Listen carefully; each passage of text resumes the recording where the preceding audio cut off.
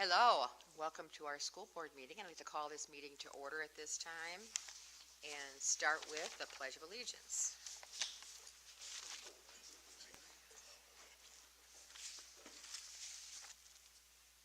I pledge allegiance to the flag of the United States of America, to the republic for which it stands, one nation, under God, indivisible, with liberty and justice for all.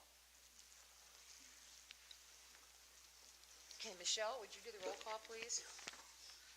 Ms. Hamilton, Present. Mrs. Brown, Mrs. Mitchell, Here. Mrs. Acton Dowell, Present. Ms. Hunt, Here. and Mrs. Fitzgerald. Here. At this point, I would like to call for an amendment of the agenda. After our last meeting, I spoke with other board members as well as members of the public. The general consensus was that we should keep the 5-minute time limit policy as written. As president, I will still be able to shorten the time whenever necessary, just like right now. In addition, at the beginning of public comment, I will ask the participants refrain from negative comments about other people and keep their topics to agenda items or other board business without personal attacks. So at this point, we're still looking at a 5-minute time frame for public comment. So I'd like to pull and eliminate number 90 from the agenda. So I'd like to pull number 90 from the, that was 89, no? 90? No, it was 89. 22, 23, 89. Oh, that's old agenda. I'm sorry, my bad. Okay, 90. So you could have a motion. Motion? Support. Thank you very much. Any discussion? Any discussion? Yes, some discussion. So I am not opposing us pulling this from the agenda. Actually, I will be opposing us pulling this from the agenda. Part of the reason why I would like for us to keep this on the agenda, give me a hot second so I can pull my notes out.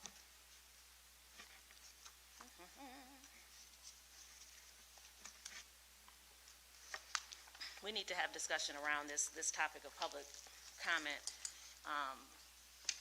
Anyway, so here I am. All right. So, like I said, I'll be opposing us pulling this from the agenda. So I'm glad that we've decided to keep it at 5 minutes because we definitely need to. Moving into the 3-minute time frame is moving definitely in the wrong direction had we been continuing on in that direction. So thankfully we're not. But most of us did campaign on more parental involvement, and our motto here at the school is where community comes together. So just for the community's sake, the reason why I wanted to have comments is because unless an item is on the agenda, this board doesn't want us to have any discussion on it. Sometimes getting items on the agenda is difficult. We don't have any set parameters or set specifics as to how to get items on the agenda. So when an item is on the agenda, it allows us an opportunity to be able to discuss it. So that's why I wanted to have some conversation around it, at least for myself. So like I said, our motto is where community comes together. What we need to be doing, in addition to keeping the 5 minutes, is also adding opportunity for the board and the community to actually dialogue together. There are many school districts across the country where they offer these community forums where members of the community can come and sit in the room just like you are right now. We sit in the room at the same time. You all sit at the table and we actually dialogue back and forth. What you notice right now in our district is that the only way for you all to have conversation in a community type forum is to do it in this one-way dialogue. There's never any real-time conversation going on, which we could actually have that. Sometimes you all are sending emails. We get oftentimes people are sitting at this table and saying, no one's responding to my email except one person. Oftentimes that's myself who they're saying who's responded to their messages. That's a problem. If community is coming together and we are saying that that's who we are, then we should actually have that as our practice as well. So what I would like to see, and like I said, and I know this is probably going to be pulled today, which is, it is what it is. But what we should be looking for, and with the community, I want you all to know that we could have community forums. We could come and sit with you all once a month, once every 3 or 4 months, and actually dialogue back and forth with you all. You could actually tell us that. You could send us your emails, and we could have a board norm. We could actually have a board norm that says board members will respond to members of the community, not just those that they are in agreement with. We could actually have those types of things. So I did just want to put that out there that I'll be saying no to voting this off of the agenda, because what I would like to see us do is to expand our public participation. And again, unless it's on the agenda, that's the only time we can have a conversation about it. Thank you. So we have a motion. Are there any other discussion? Motion, any other discussion? Okay, let's vote. All those in favor? All those in favor? Aye. Aye. Aye. To get it on, to leave it 5 minutes, yeah. Oh, I'm in favor. I'm in favor. Aye. Lib?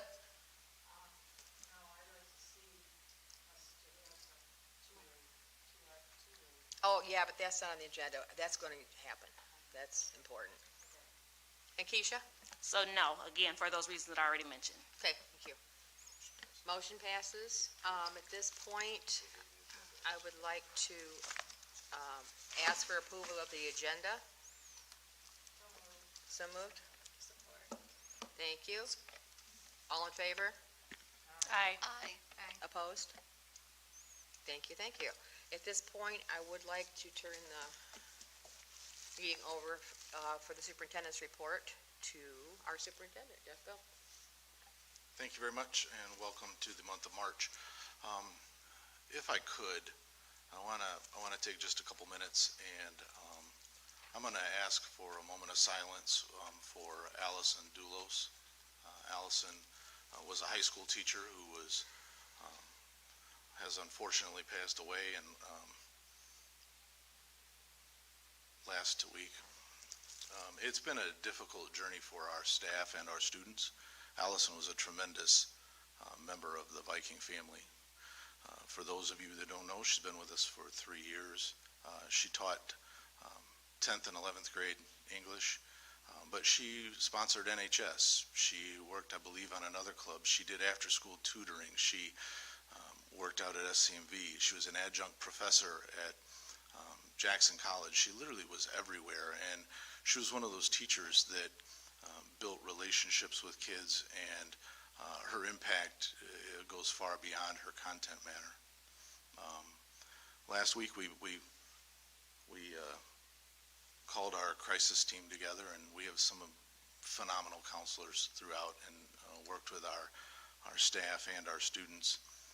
And then yesterday we had the opportunity to go to the memorial service. About 50 students and a host of staff members were able to attend.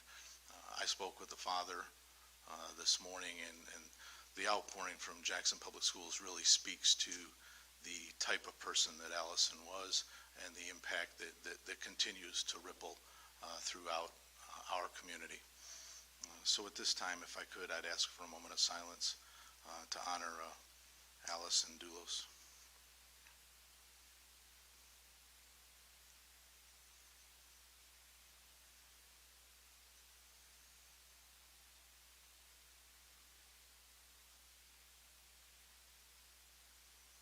Thank you, everyone.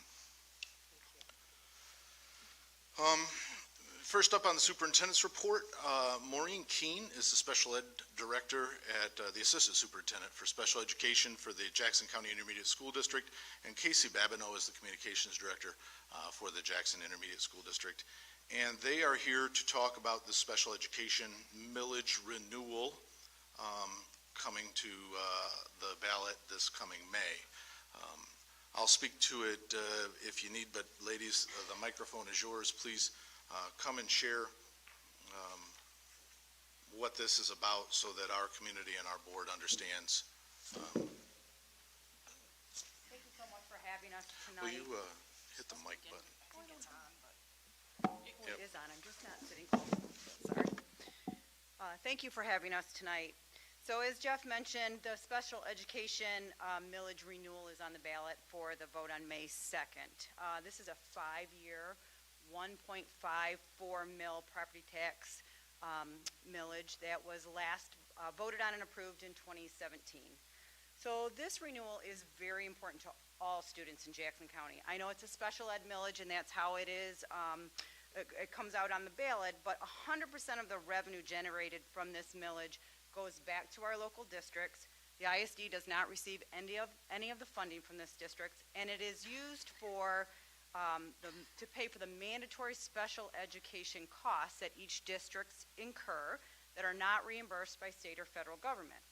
So without those, without the millage, those expenses still exist. They're still mandatory. We have to provide them, but the money would come likely from the school district's general fund, and that would impact programming for all kids, not just special ed students.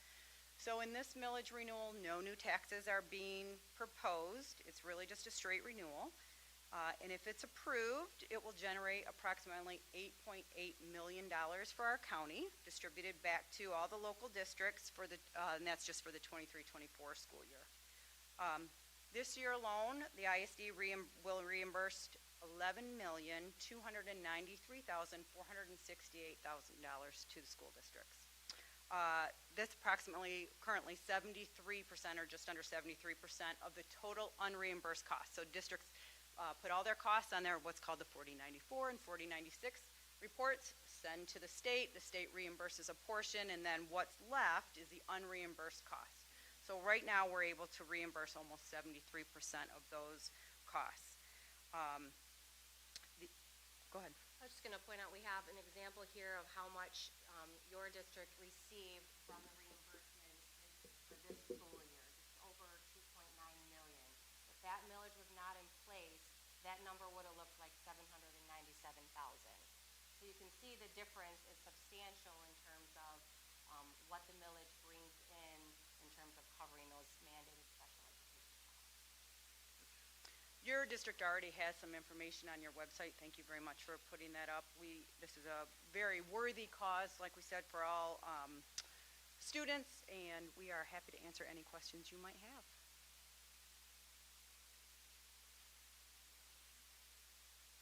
So is this kind of just extending? It is. Like, We're asking for a renewal for 5 more years. so if we didn't extend it, would the property taxes go down?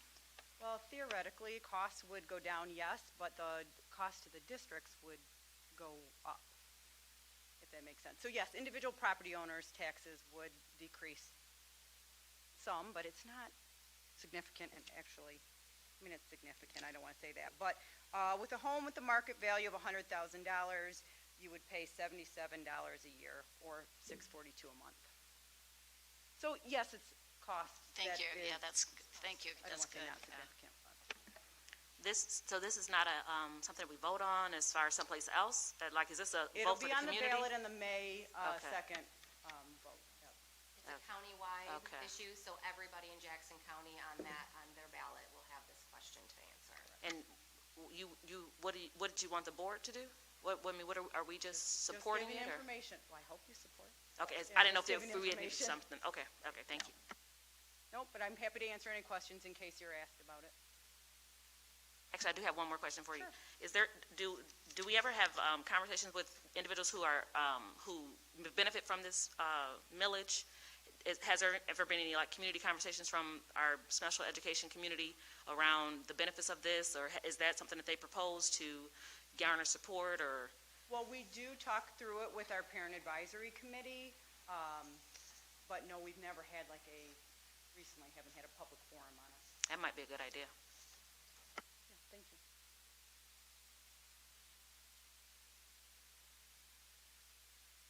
All right. Thank you very much. you. Appreciate you being here. Good time. All right, Jeremy Patterson is not with us, so we'll bump his secondary update into the month of April. And Julie Baker, I'm going to give you an opportunity to speak to the elementary schools.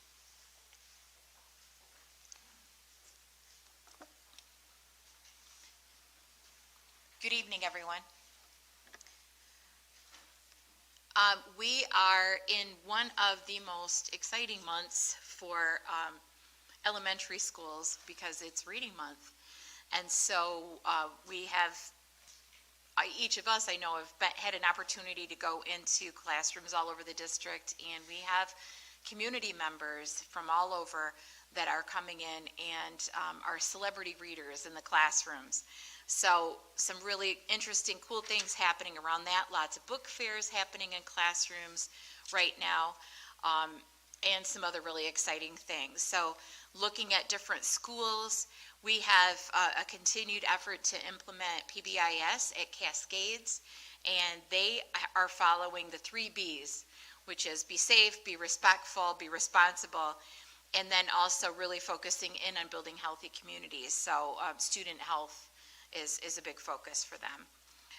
Lots of Reading Month activities, and they had the ISD math and science consultant come out to professional learning communities to talk to teachers there to just talk about the things that are available to them and how she can support them. So they are building their knowledge base around the resources that are available in Jackson through the ISD for students in their classrooms.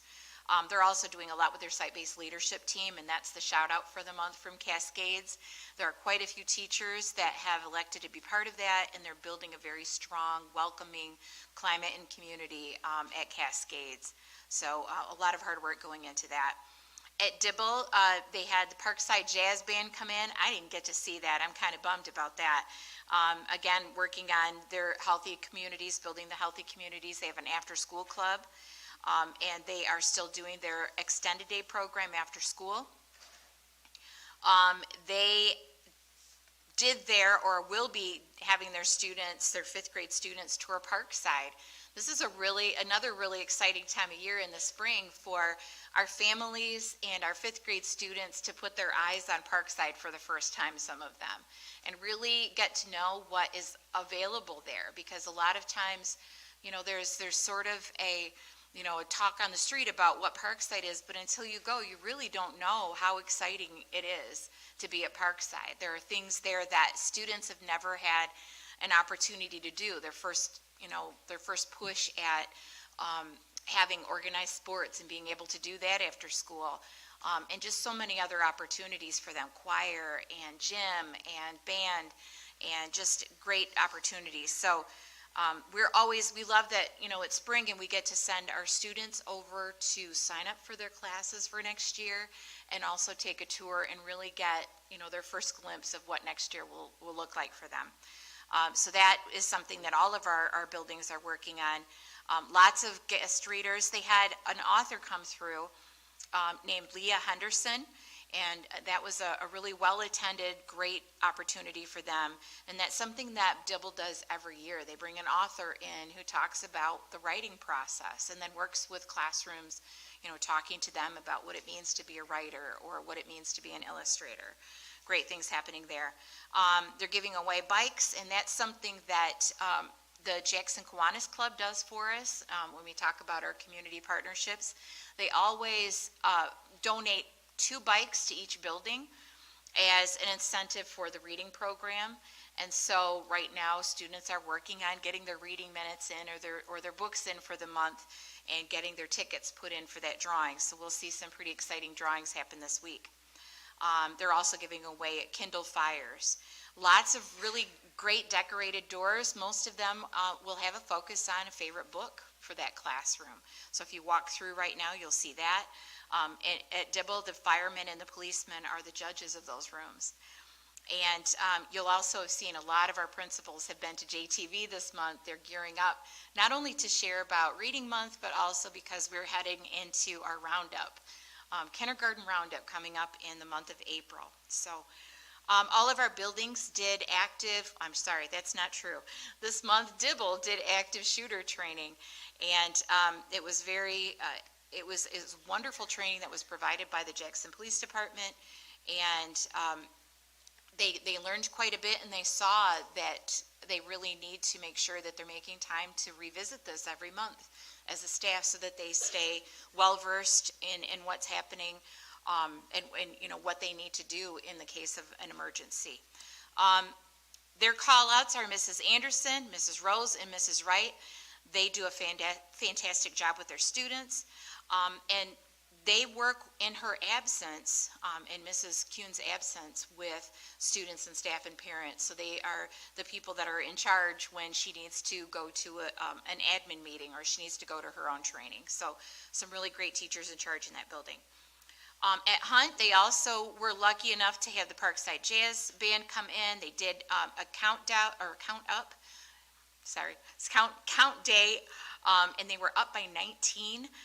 And they do lock-ins. They do them regularly, and they're a really fun activity for our students. I think we've talked about those before, but it's an opportunity for kids to come in and do something really fun without their parents, while their parents have a little bit of extra time. Summit Orthodontics came in and presented to third grade classrooms, and the Jackson Mayor came in and spoke to the young 5 through 2nd grade students. Lots of great things happening there. They have decorated doors also. And let's see, I don't know if you saw the videos, but Russell Davis has come in to be one of our readers in the classrooms, and he's a book rapper, and he is fantastically talented. None of us want to read after he's been in there because it's not going to go well. There's no way to measure up. So lots of guest readers coming in. The Jackson Symphony Orchestra is getting ready to do a concert for the students at Hunt, and everybody's very excited about spring break coming up. Their call-outs are Mrs. Smith, Lori Smith. She is in the tutorial and detention room. She goes above and beyond to work with students to help them de-escalate and get back to class. And then Jordan, I'm not going to say it right, Phoebe, I think it's Phoebe. She is a third grade teacher at Hunt Elementary, and she is in charge of technology. And so she's their tech liaison, and she is, I hear nothing but good things about her, really going above and beyond to help make sure that everybody is working. Montessori is, they've got Smiles on Wheels. They have Shop Rats that came in, and that is a program that has been at Sharp Park for a while, so this is a first year for them to have Shop Rats come in. They do coding and robotics for 3rd through 5th graders. Some great opportunities for college to career things happening there for our younger kids. And students are graduating, some of them out of the after-school program, so they're not meeting those requirements anymore because they've moved up, so we've got some successes happening there. The Lego Club is still going strong through the Kiwanis Club, and they are, Mr. Campbell also had an opportunity to go to JTV for the kindergarten roundup. Now, he's been there a few times, but we've got a few. I think Mrs. Jones, it was her first time going on JTV, and there's always a mixed reaction the first time you go because there's that nervousness, but he's wonderful to be with. So they've got Mileage Club starting up, and then their call-outs are Chandra Howard. She's in charge of the PTO. She does work tirelessly. I can attest to that, having been a previous principal there, and she's been there for a long time. Alan Burnham is a building sub, and I hear his name constantly. He jumps in whenever needed.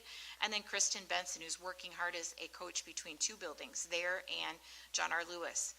At Northeast, we have a before-school club happening with our Building Healthy Communities. The Center for Family Health is reopening at Northeast, and they had a wonderful literacy fun night happening this last, over the month here. They also did their 5th grade Parkside tour, and they're working really hard on their school-wide essentials for literacy in that building. Their call-outs are Barb Holsey and Amy DuBois. They are coordinating their professional learning communities, which happens at least once a month, and they look at data and they do planning together collaboratively. Dave Sauceda is their school social worker. He goes above and beyond to make sure that he's doing the best for students, and he helps them. He was a part of the crisis work he pushed in at Jackson High over the last week when they received the sad news that they did. Lindsay Adams runs Restorative Circles at Northeast, and we know that is something that works really well for our students, learning how to handle conflict that happens. Lots of staff jumping in to help with classroom coverage as needed. Alexis Harbottle, Jordan Wallace, and the Reading Month Committee, you could see they put together a lot of really wonderful activities for students and families there. And then the board members and Reynolds admin who read this month. So we probably passed each other in the hallway over there.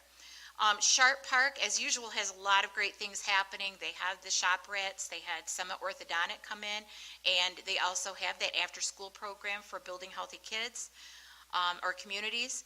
I know that they are getting started with a running program for students. And One North Kitchen provided lunch for the fifth grade classroom. They reduced the number of IRIPs that students have in that building. So for grades 1 through 3, they went from 45 IRIPs, and an IRIP is an individual reading improvement plan or instructional plan, and it's for students that are reading below grade level. And it's an intervention that we put in place, a plan that we put in place for students who are at risk of being retained in third grade due to the grade 3 reading law. And so they went from 44 students that needed that plan to 22. They cut it in half. So that's fantastic. They also had a visiting author, Erin Zenz, for March's Reading Month. They had a book fair, and they pulled in quite a bit of money. And Art in Action, that program that is completely run by parents in that building, is still going strong. Their call-outs are Emily Kilhorn. She is the parent volunteer for the book fair, who's just gone above and beyond. Katie Bradley, another parent volunteer who does Art in Action. And then Jennifer Murphy is a special education TC who is doing an amazing job at Sharp Park. And last but not least, we have Lewis. Lewis did their DEI student forum. So Dr. Johnson and company came in and met with students and collected information from student voices in that building. They're continuing with their monthly Perfect Attendance Award, and they have a Magic School Bus field trip. They participated in NAPID this year, or this last month, in a culture family event that happened around that as well. And then, of course, they had their Valentine's Day parties and other fun things happening in the building. So lots of great things happening. We're still working on our attendance in all of our buildings, trying to make sure that the number of students that are not considered chronically truant is falling. And we're seeing our number come up just a little bit in our daily and weekly amounts, or our monthly rates.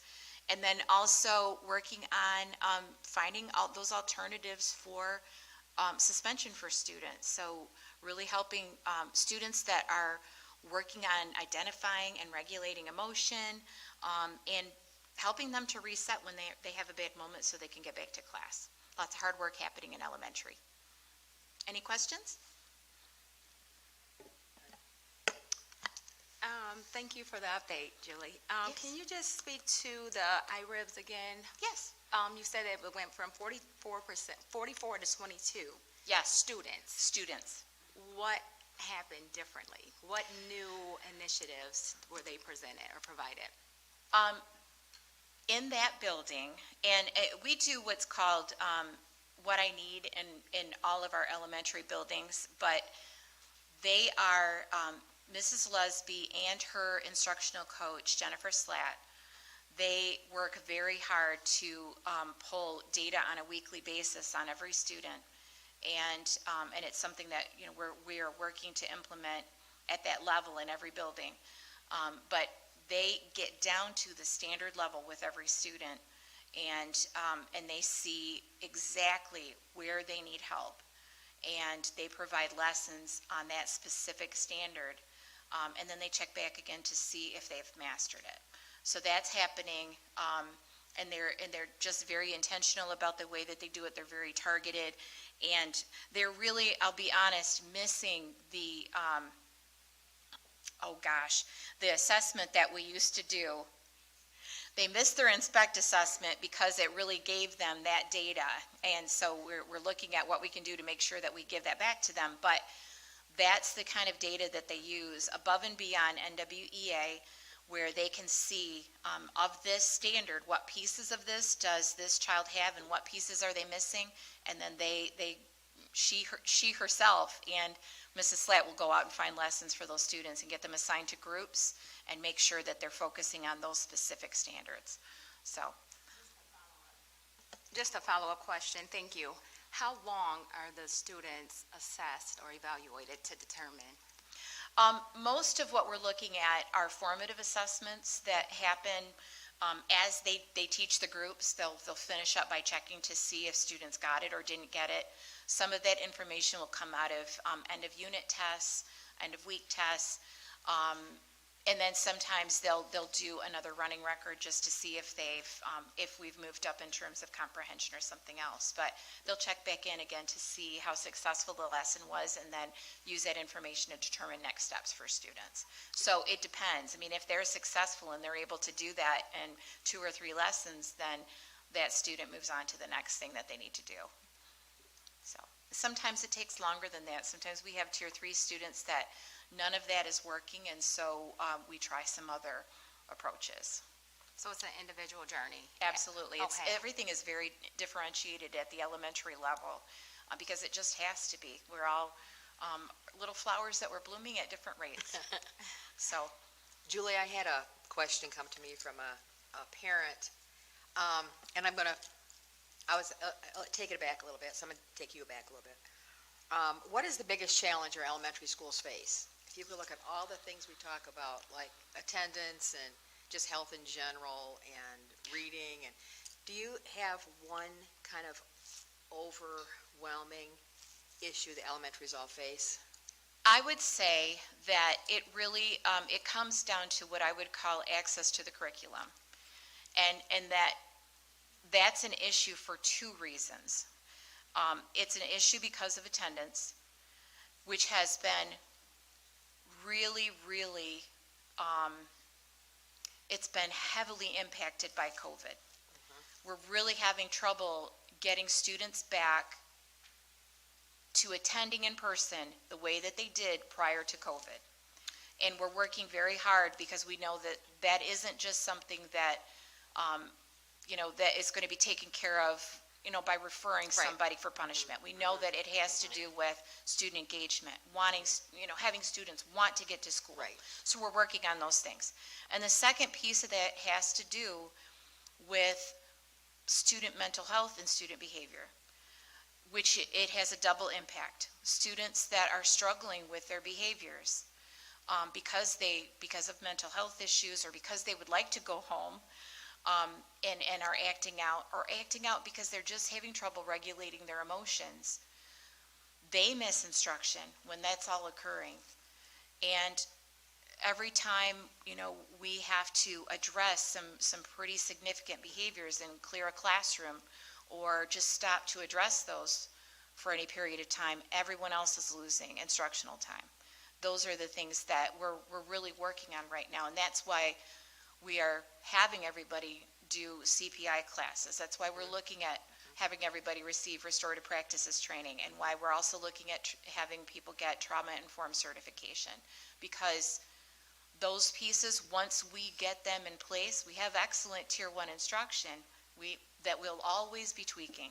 It's always important to do that. Every year you have different kids, you need to change your instruction and tweak it to fit their needs. But we've got to increase their access to the curriculum. Thank you. It warmed my heart that you guys are all aware of that. That's been a continuing problem, a concern, is the behavioral aspect and how not to fix it, but how to help. There's no question that our little people they're struggling. Yes. It's been a hard recovery from COVID. Thank you very much, Julie. I appreciate that. Some more questions for you, Julie. The IRIP, you might have mentioned what that is. What is it exactly? It's called an individual reading instructional plan, Okay, you and did it's say that. something that's required by the Read by Grade 3 legislation. Oh, is that So, no, that's been, I think it was 2014, I'd have to look for sure when that was actually enacted, but it's been in place for quite a while now, and it requires retention in grade 3 for students that don't hit a certain cut score. And so, unless we, as a district, come up with something else. So, And sorry, Julie, just because I have a specific question. So the information around IRIP, you're telling us, just so I can understand, I just have to process it. We're getting, we're understanding what IRIP is. The information that you shared is the response that we are given? Is that what It's another piece that's required, Oh. that students that meet the requirements, which are established by the assessments that we give in the district and other pieces of data, Students that qualify for an IRIP, we meet with those parents and we put a plan in place for them for small group instruction, individual instruction in whichever areas they're struggling in. So, question for you, Julie. I don't want to cut you off, but I just want to get to a specific question, just because I'm trying to understand, because I could be confused right now. Was this is what Lusby is doing at Sharp Park? Is that what you're saying? Is that the response? It's required, or actually statewide. So every I student. might be mixing up what you were talking about. Is she the one with the 44 down to 2? Yes. Over the IRIP? What she did in her report was to share some successes that she had. So we usually will add our kindergartners in because we mostly have non-readers the first part of the year. They start reading about halfway through, so we add kindergartners on. So, we usually see an increase around that time. But what she saw is the work that they've been doing for the last few years in getting this process and the system in place paid off to the point that the students that have had an IRIP since the beginning of the year, half of them no longer qualify for one. So the IRIP, according to legislation, just because it sounds like, you're just telling me that it has been around since 2014. I believe so. What have we been doing prior to what Lusby's doing? We've been doing IRIP since it's been No, required. what have been our responses? It sounds like she's had great success with this response. This is a new response. Sound like what has been our responses prior to? It's similar to what she's doing, but she and her team are very targeted because she's been so insistent upon things like the inspect assessment that are looking at things down to the standards-based level, so that if a student is having trouble with figurative language, but they have a good handle on similes, but we found out, metaphors are the issue. Then we can target metaphors only. Okay. So she's just very targeted in what she does. We have some excellent things happening in all buildings. Part of our response also were the LLI kits that we purchased. So those are used by teachers in all the buildings. What are those? The learning, literacy learning lab kits that we purchased. It's been a couple of years now. It's like a reading But those kit? are an intervention kit that we purchased. Like a reading kit for the help? Yes, yep. So, and that looks at the actual reading level of the student. Do we have data around how those are benefiting our students? We're seeing good things happen with them, but we don't have official data back on them. We see good things happening in every building with IRIPs, but moving 50% of the kids off is exceptional. It is. Yep, it's great stuff. Okay. More questions for you. Did you have some, Libby? I'm sorry. No. Okay, sorry. I got another question for you. The COVID attendance. You mentioned, and I might have some more about the elementary students. I just got to open my phone up, but because I take notes in my phone. So just if you see me writing, folks, I take notes in here and on here. The COVID attendance. I know that we are having a lot of, still trying to pull them back in, et cetera. Have we ever compared what the numbers look like before COVID to the numbers afterwards? Have we ever done what's that look like? I don't know if you had that data or, Well, just looking at our chronically truant numbers, we are not out of line with the rest of the state of Michigan. There are districts that have much higher numbers, but right now, and actually I've seen numbers from last year, and I think we were at 48% of our students would have qualified as chronically truant, which was over 10 absences for the year. So it's a low bar, but we had, over half of our students met it and went way over it in terms of, I'd be happy if we were only missing 10. We're looking at 30, 50, 100 days of absence that we're seeing from some kids. But prior to that, we were nowhere near halfway. We may have had 70% of students that qualified, and that's what it looked like statewide. The numbers don't look much better at the state level, and there are districts that are looking at 68% of their students are chronically truant. We don't want to be there. We want to get them back in. We know that they have to be here to learn. I wonder how much the illness of COVID itself also might be impacting. It might not just be not wanting to be in school. It might actually be they're sick and, I mean, that's probably some of that in there, in that data, what I mean? Yeah, they do. We call home at the elementary level. They're calling home to find out why they're not there. And if that's the case, that's different than what we're seeing a lot of times. We're having other issues. A couple more questions for you. You said John Lewis, they have the DEI student voice. is this the first school that they've done that in? No, actually, Dr. Johnson is going to all of the schools and doing a student forum. Okay. So at least that's my understanding. He's been to several of the elementary schools. This is just the one that he did most recently. Okay, and what's that look like? That's just pulling all the kids in like the gym and, I think that they mostly focus on 3rd through 5th grade students, and they'll pull those students and just ask them questions about their school experience and collect that. what are we doing with that data? We'll be studying it as soon as we're done. And then probably trying to implement something different, Yeah, or? oh, yeah. Yeah, looking at how we can change programs based on, what we're hearing from our students. This is for Jeff. I'd like to see that data when it's done. I know that's not necessarily your thing. Just some data around that, I'd like to see. I know you have to probably, summarize it, but I'd like to see that. More questions for you. The opportunities that we have at Lewis, what parent opportunities are available at Lewis, to kind of help even with the Sharp Park IRIP type stuff? Are there opportunities for parents to be able to support that at John R. Lewis? I know we've had some issues with the scores at Lewis as far as state. The scores at Lewis are pretty low. Are there opportunities at Lewis for our parents to maybe support the IRIP situation? I'm sure she would welcome it. In all of our schools, when we look at those IRIP interventions, for the most part, they are being done by parapros that have been trained, by retired teachers that have been trained. I think that we would welcome any kind of volunteers that we could get, and that would be true in any building. Thank you. One last question for you, and this might be for Jeff as well. So and we talked about this, Julie. I was drawing a blank. We talked about this, I think, in November, December. But a lot of much of our reports are, all the good things that are going on, or how we're, taking from 44 to 22, which is excellent information that we definitely want to hear about. Can we hear more of that? More of, this is what's going on. This is, these are some of the challenges that this school is having. Maybe one from every school. This is the challenge that this school is having. This is the response that we've given. We'll let you know how, in the coming months, how the data plays out on whether or not this is working versus just, we definitely want to hear the good stuff, but we also want to hear what are we actually doing about, because we have a lot of challenges. Our data, says some pretty serious things, and sometimes we don't hear how we are addressing that data directly. So it'd be nice to hear some of that. Okay. Thank you. Thank you, Julie. At this point, I would like to move on to the consent agenda. Do I have a motion for approval? So moved.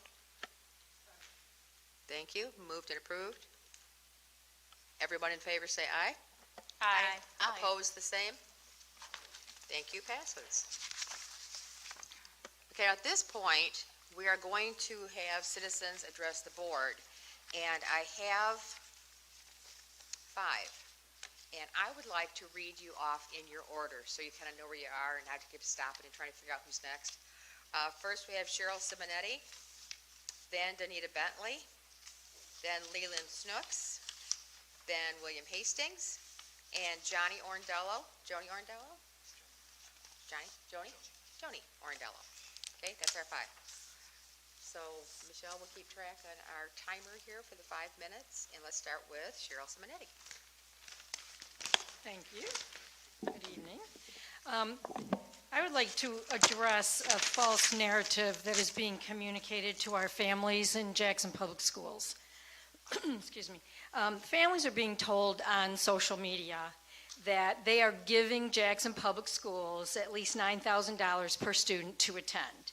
And while it's true that Jackson Public Schools receives about $9,000 from the state, part of which comes from income taxes and property taxes, which parents may or may not be contributing to, but the false impression that parents themselves are paying $9,000 per student out of their pocket is very misleading.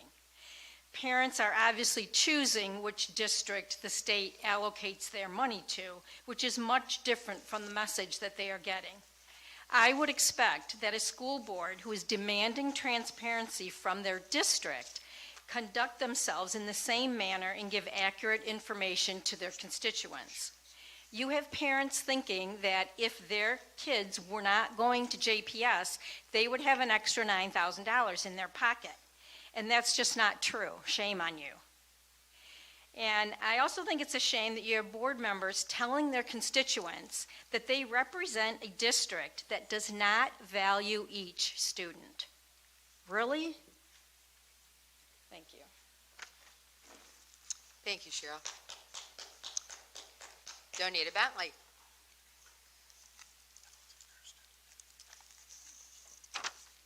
It was superhero day at our school today. For reading month. So, Donita Bentley, hi, I'm back again. I just wanted to come and check in again. I appreciate, as I've been coming to the meetings, that I'm hearing more and more questions, and some more and more demanding of information. So I appreciate that. That makes me feel like I'm being heard, because I know others are asking for it as well. I also just wanted to say, you know, I've said before, and I've here before, that I know this district has a lot of great things to offer. My own children are in this district and have been since kindergarten. I teach in this district, and I love this district, which is why I'm here, because I believe if you love something, you fight for it. And so I just want to continue to urge all of us who have the power to do so to continue, continue down the path of making us better, which means being willing to address the things that we need to work on. Last month, I compared us to a dysfunctional family.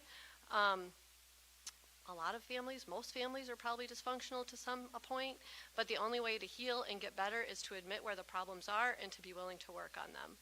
I love hearing that we are going to hopefully be getting trauma training for the educators, for teachers. I would love that. I've had some. I would love to have more. I know we have opportunities right here in this community for free trauma training. I would love for that to be a place for us to start, but I think that's crucial for every teacher, every administrator to have that so that we can adequately serve the population of students that we're serving. So I'm excited to hear that that is being talked about and hopefully going to happen. And that's actually one of my passion issues. My other area that I've talked to you about is DEI. I think for us to be truly impactful with our DEI stuff, we need to have some kind of plan of action, which probably should start here with you and then come down. We probably need some kind of committee that's made up of board members, administrators, teachers, parapros as well, parents, and probably students as well. And they need to be on one committee that's able to look at the whole district and start coming up with an entire plan. We've got a good start. We're training people, and that's a place to start. But if we don't make a plan to go further, we won't go further. We'll train people, we'll be done. And that's not going to lead to the systems change. That's actually going to get us to serving students equitably. And if you're serving students equitably, that means every student who looks in every kind of way, who has every kind of educational need, will be getting what they need. That's not happening right now. We're trying, but without a true DEI plan, we are not going to get there. So that's another passion of mine. As part of both DEI and the trauma training, I really feel like our district needs to do better on restorative justice. I know that we don't like our suspension numbers, and we want them to be better. Restorative justice is the way to go.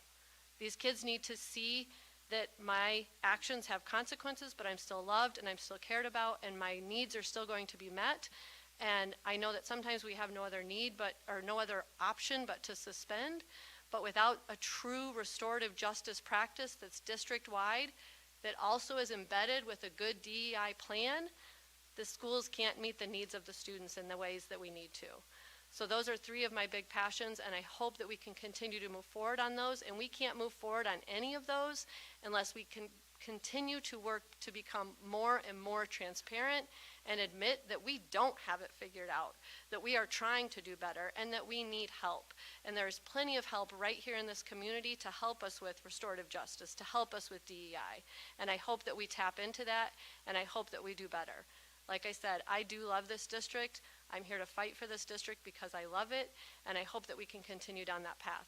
Before I run out of time, I want to say that when I was here last month, I followed up with an email to all of you. I heard from 3 of you. 2 of the ones that I've heard from, I have personal relationships with, and they're probably the last 2 that I need to meet with. So I'm disappointed that I didn't hear from more of you.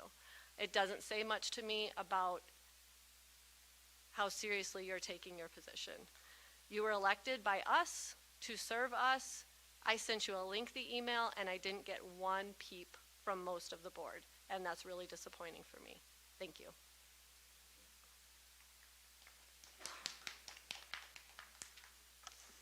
Thank you. Now we have Leland. Didn't mention agenda number or topic.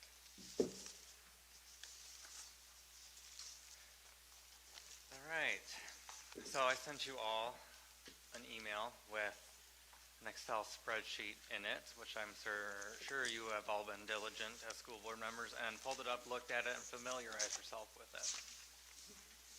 And to piggyback off that, I also emailed numerous board members and did not hear back but from one. So thank you, I appreciate that. So looking at that data table, I broke things down by math and English, language arts, reading scores for Parkside and JPS, and I wish that Mr. Patterson, whatever his name is, was here so that he could hear some real numbers. I got this from the state education website and mischools.org. So if you want to notice, the majority of your students and the percentage did not have a passing score since 2012 in either of those categories. So I think you want to ask your administrators about some facts. So you have them before you. Those were reported to the state. And as you can see, most of those who were underserved and not passing were of the colored community, Black and Latino. So I think that our community needs to be aware of that. They need to be able to see that, directed towards it, and I think our board needs to do something about it. There are people here that do care about our students. Me, one of them. I do love education. That's why I'm getting my doctorate in it. I'm going to emphasize that. And on that note, I think it's very funny that you're going to have or pull someone from subbing in the district, me, after last month's board meeting, after I rose concerns about gaslighting and whatnot, and when edu staff tells me that there is no reason given for this action by the district. Makes no sense and terrible no sense. That is a disgusting practice. You are hurting for subs. You have parents, students, and teachers asking me personally to be sub. And you're going to pull me for no reason after I bring some things to light after a board meeting? Coincidence? No, that's not the case. HR and the superintendent make that decision. Also, I've had many lengthy conversations with previous teachers and current teachers in the district. They've left for lack of support. They don't feel like there's current support. And I want you guys to know this, because if we can't support our teachers, then they can't support the students. So do we really have the child's best interest if we can't even support those that have the child's best interest? Come on now. So here's the challenge to the board. I agree this was said by a board member. Let's talk about the negative things and the solutions to those negative things. Ask how many children were sent out of their classrooms that day. Ask how many students were sent home per week. Ask how many students were suspended and why per month. You got to have these hard talks if we want to move forward. And I hope you utilize your resources that you have here in the community. Some of us are assets and do want to help. And it would start by not pulling them from subbing from a district. Thank you.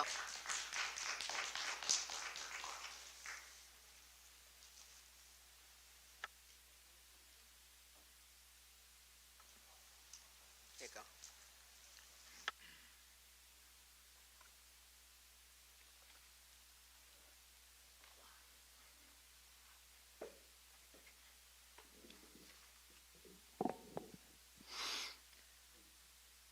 So I'd like to say that I'm surprised that a member of the school board, specifically Trustee Hamilton, has never heard about a landmark education law in the state of Michigan that requires students to know how to read by third grade, or they're not supposed to move on. Even before I ever came to a single board meeting, I was aware of that law. You seem to have, at a very basic level, a poor awareness of Jackson education law. No, I'm correct, I'm right. And I'm absolutely correct. And moreover, so the whole discussion about IRIP is going to be irrelevant because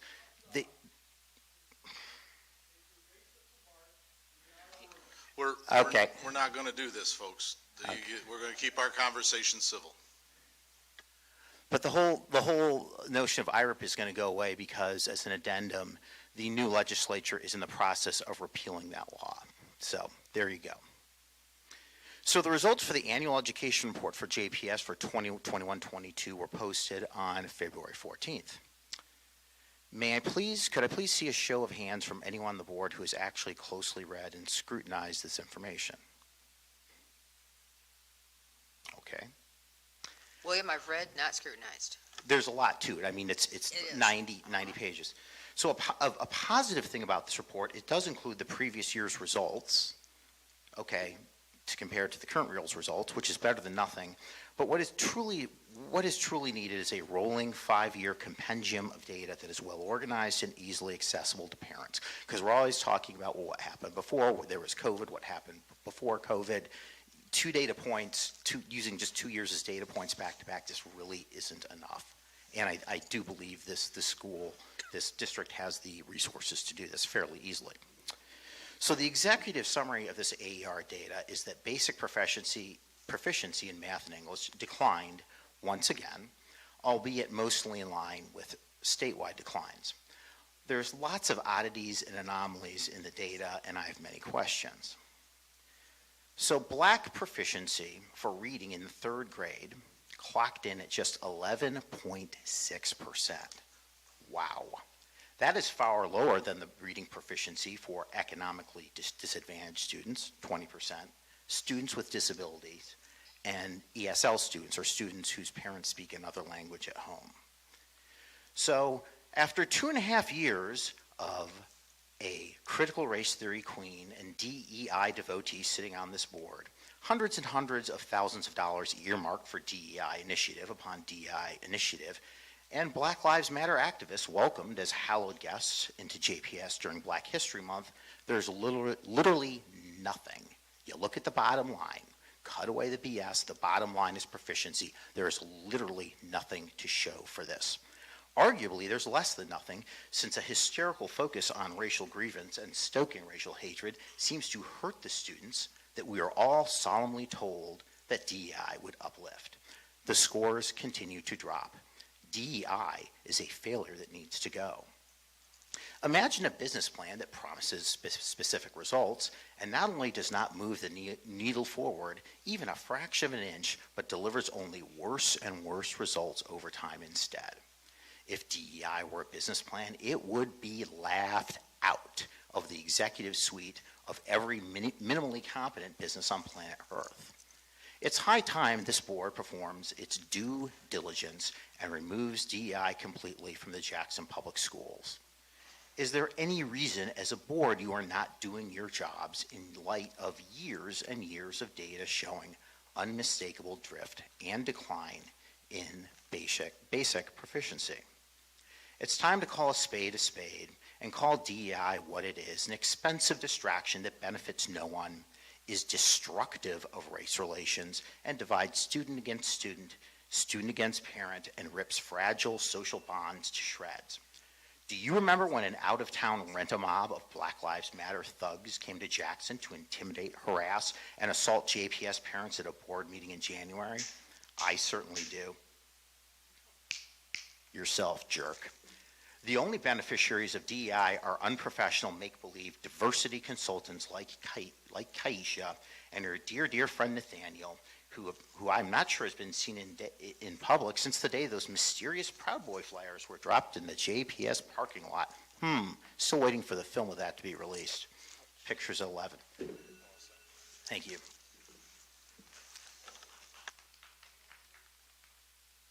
Joni?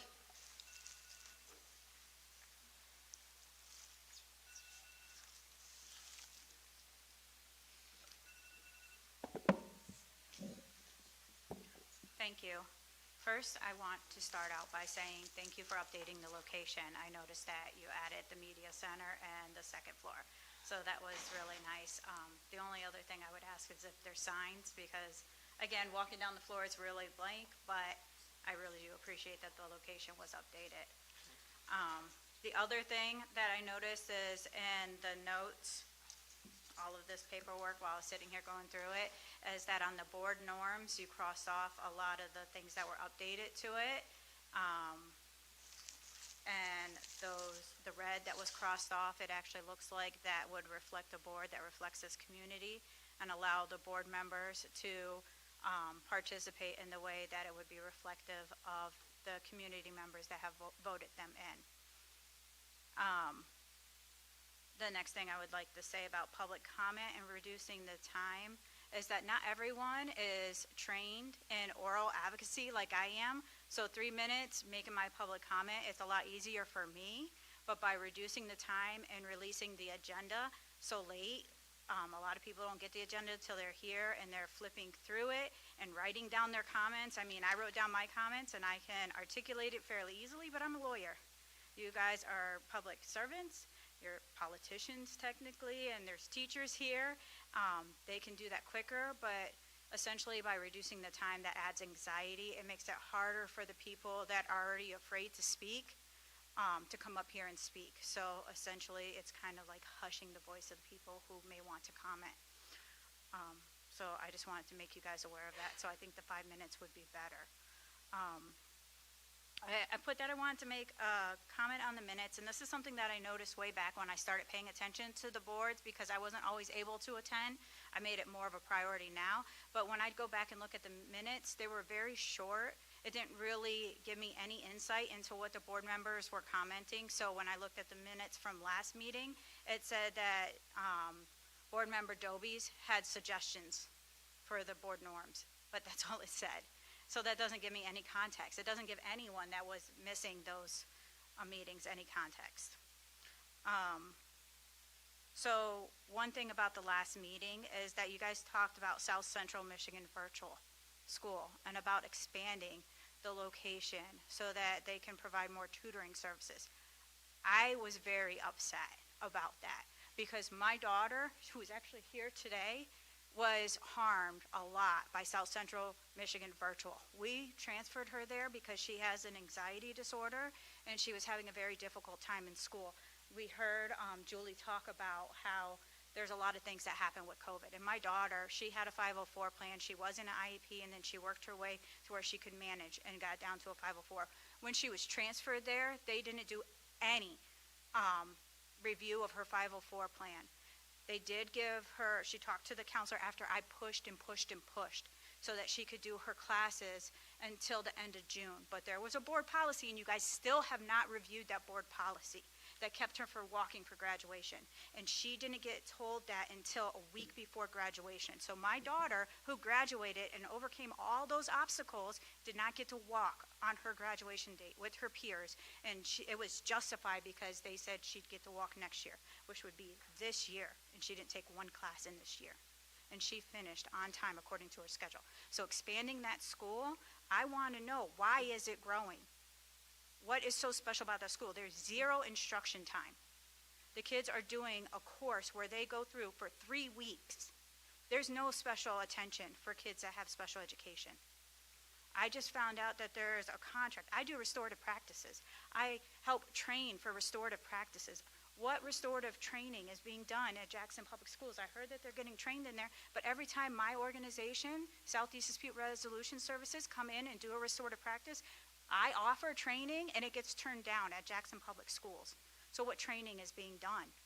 If it's Star Commonwealth service different types of children, not children that go to Jackson Public Schools. I don't know if you guys talk to the community, but with it being at the crossing, my daughter, my nieces that switched to the virtual school did not want to go in there for any tutoring services because they didn't want to be seen walking into a school at the mall, so they avoided it. My daughter talked to a teacher one time, one instance the whole time. And if she had an assignment she couldn't complete, she couldn't move forward, so she was stuck. She couldn't complete the class, and she didn't get us into another class until she finished that class. So that is a big thing for me. Are suspensions being avoided by moving kids into the virtual school? Is that why it's growing? I don't know if there's any data that's been released on that. So this is a big thing for me. It really bothered me at that last meeting. And I don't know if it got approved or what's going on with that. When I looked at the budget, it looks like it was for discussion only, and you had your attorney reviewing the contract, the lease, and it's 10 years you're going to be locked into that. I've seen my kids get kicked out of school because of their behaviors, my personal children, because of their behaviors that were viewed as children acting out when it was actually their disabilities. And that's a big thing under the special education laws. There's protections for that, and if they're just being moved to another school, those protections might not kick in. And that's a lot of the kids I represent. Thank you.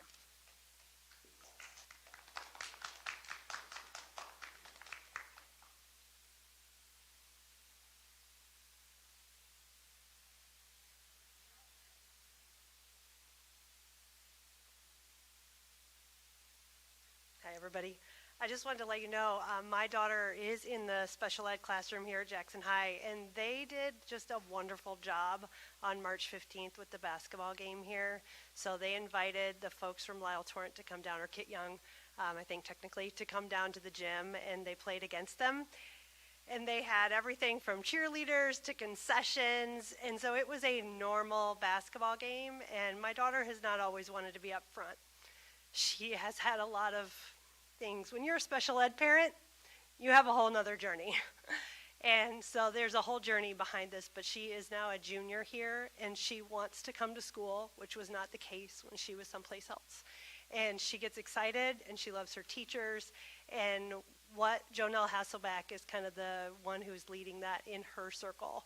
And she's nominated this year for Jackson Magazine's top teacher, and she just does a wonderful job. And so my daughter specifically, you know, she hasn't wanted to be up front. She didn't want to play on the team last year. And this year, Jonelle convinced her to sing the national anthem with her daughter. And it was obviously, as a parent, you're just like, oh my gosh. And it doesn't matter how it sounded or what it looked like. The fact that they gave her that opportunity, it meant a lot to me. And I was so proud of her. And then she played on the team, which she never would have done prior to this experience. So that was really beautiful. I don't know who the ref was. If you could find out who the ref was, I'd love to thank him, because it was so fun to watch him kind of like position himself with the better players to give the other kids a chance with the ball, which is basically the whole game. And he just did such a beautiful job of just making sure, and the kids looked out for each other, and it was a beautiful experience. So I came and I saw it last year too, and it was awesome last year too. But this year I decided I just needed to speak up and let you guys know it means a lot. We chose Jackson High because my daughter's in special ed, and my son's in AP classes on robotics and on the soccer team. And Jackson High was able to meet that variety of skill set in our family. So I appreciate it. I think the suggestion for a parent advocacy group with the special ed millage is a really great idea. I'll look for that and see if there's opportunity, because it's such an important slice. And I know it's a small percentage of students, but I really appreciate it. I appreciate the attention to that population needs that's so different. And Jackson Public Schools' specific response to COVID was different for the special ed students, and that really stuck out to me. It made my daughter's experience so much better. she could not succeed at home with me for 5 days. None of us were being successful in that environment.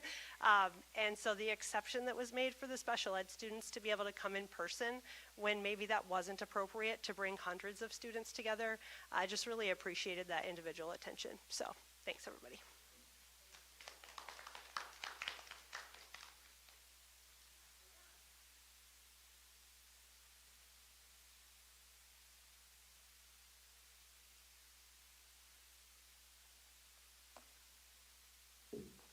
Wait a minute, so I need to introduce myself.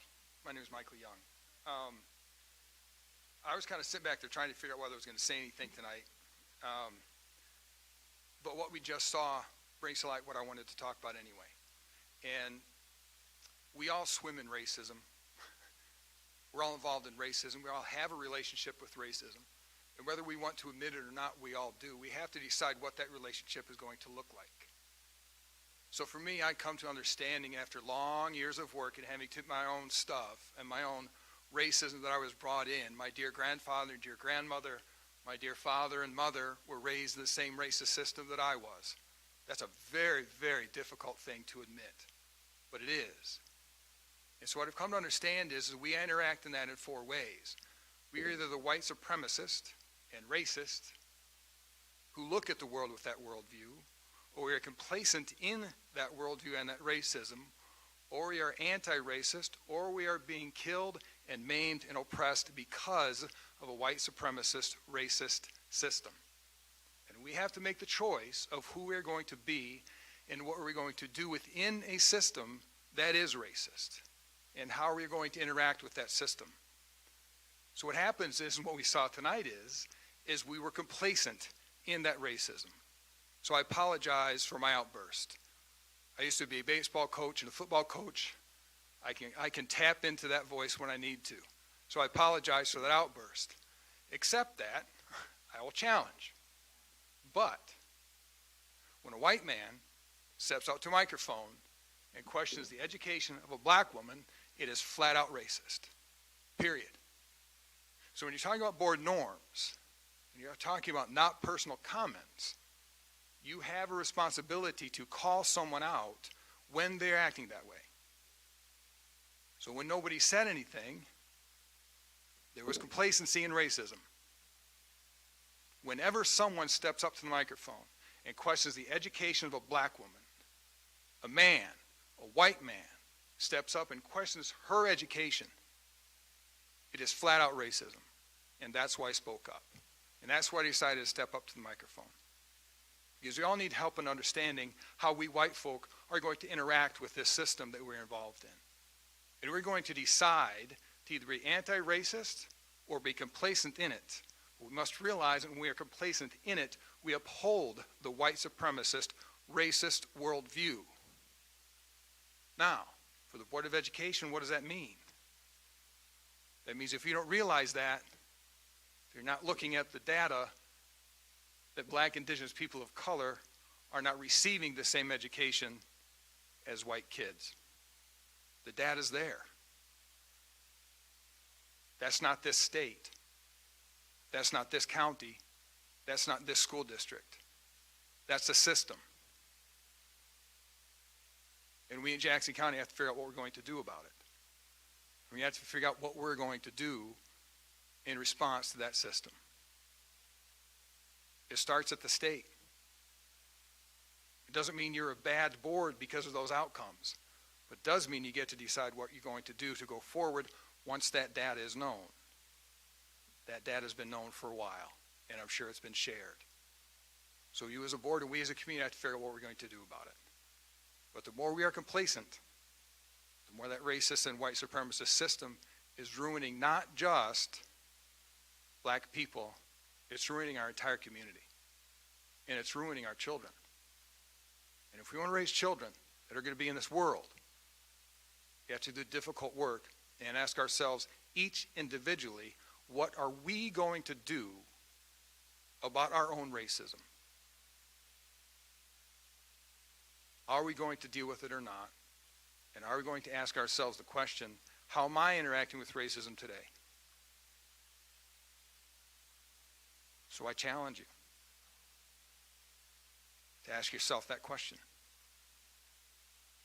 And I also implore you,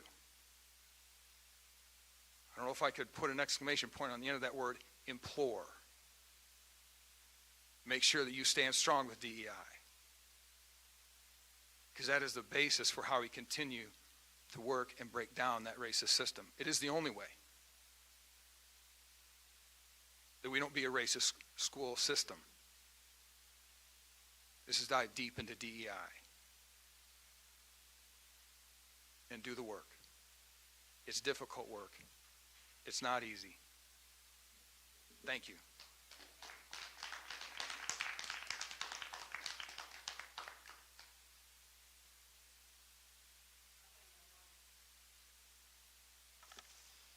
We're going to get discussion items at this point. Community eligibility provision. That is Marcus. All right, so as part of the Healthy Hunger Free Kids Act of 2010 is included the community eligibility provision for school districts. What this does is it allows school districts with a population of 40% or more that are directly certified to participate in the program, which means that allows school districts to offer free lunch and breakfast to all students within the district. So this is something that the district, JPS, has participated within since about 2014. Again, this is something for discussion tonight, with something that we authorize or reauthorize every year as part of our Consolidated Food Service National School Lunch Program grant that we apply for every year. Currently, all of our JPS buildings are included in the program, and we're allowed to do this for 5 years, and then we need to reauthorize or look at it, apply for it again. We're in year 3 of 5 right now. And again, we look at the direct certification numbers every year to see if we need to reauthorize it before year 5 to kind of restart that clock, which just gives us a longer line before we need to reauthorize it again. Again, there's no cost to participating in the program. It's only benefits again, so we're saving, not only is everybody eligible for free meals throughout the day in the schools, it saves time in delivering the meals, so we don't have to spend time checking people's IDs and balances to see whether they're a free or reduced or paid student, so it's an efficient way to serve food as well.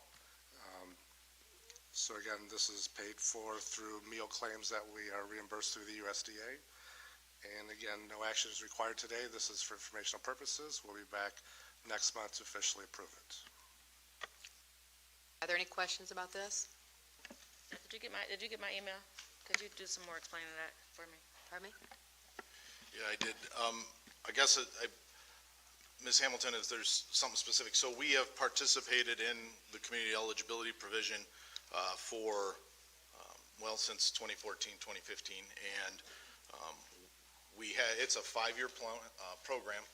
We reset it every year by reauthorizing it. So we come before the board, and we're going to ask you next month to reauthorize the community eligibility provision participation, and that way we will start again with another brand. We just keep that rolling 5 years, if that makes sense. So it's not like the work has to start over. This just allows us to extend the end date. And so we do that every month. Ms. Hamilton, you had asked, and we'll talk a little bit about the free and reduced lunch in the next question, so I may be getting a little bit ahead of this. The community eligibility provision and the free and reduced meal price provision are, the money comes from the same pot. It both comes from the USDA, but they are 2 programs. And we only participate in the free and reduced lunch program for sites that offer that. So we don't, so for the bulk of our schools, which is to say all of our physical plant buildings, all JPS students receive the free lunch through the community eligibility provision. However, JPS serves food to other sites that Lyle Torrent is an example that we used earlier today, where they don't qualify or meet the community eligibility provision, and those students are qualified under the free and reduced lunch. So it's a little bit of both.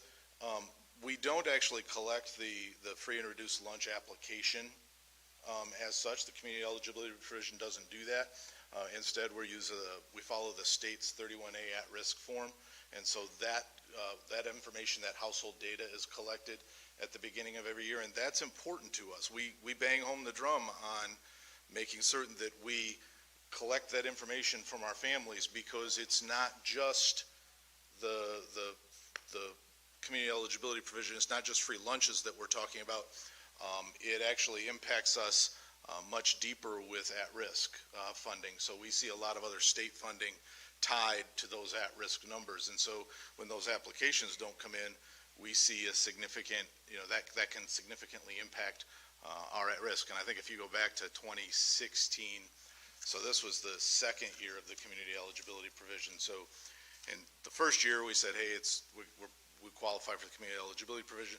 The second year, we weren't as rigorous in collecting that data, and the state reduced our available funding by about $450,000 because there were not enough household data submissions. So we're pretty diligent, especially, and this all happens in September, we're pretty diligent about collecting that information at the beginning of the year because it ripples out. And I mean, it doesn't just touch the lunch program, it touches our tutoring program and our education programs that take place in the classroom.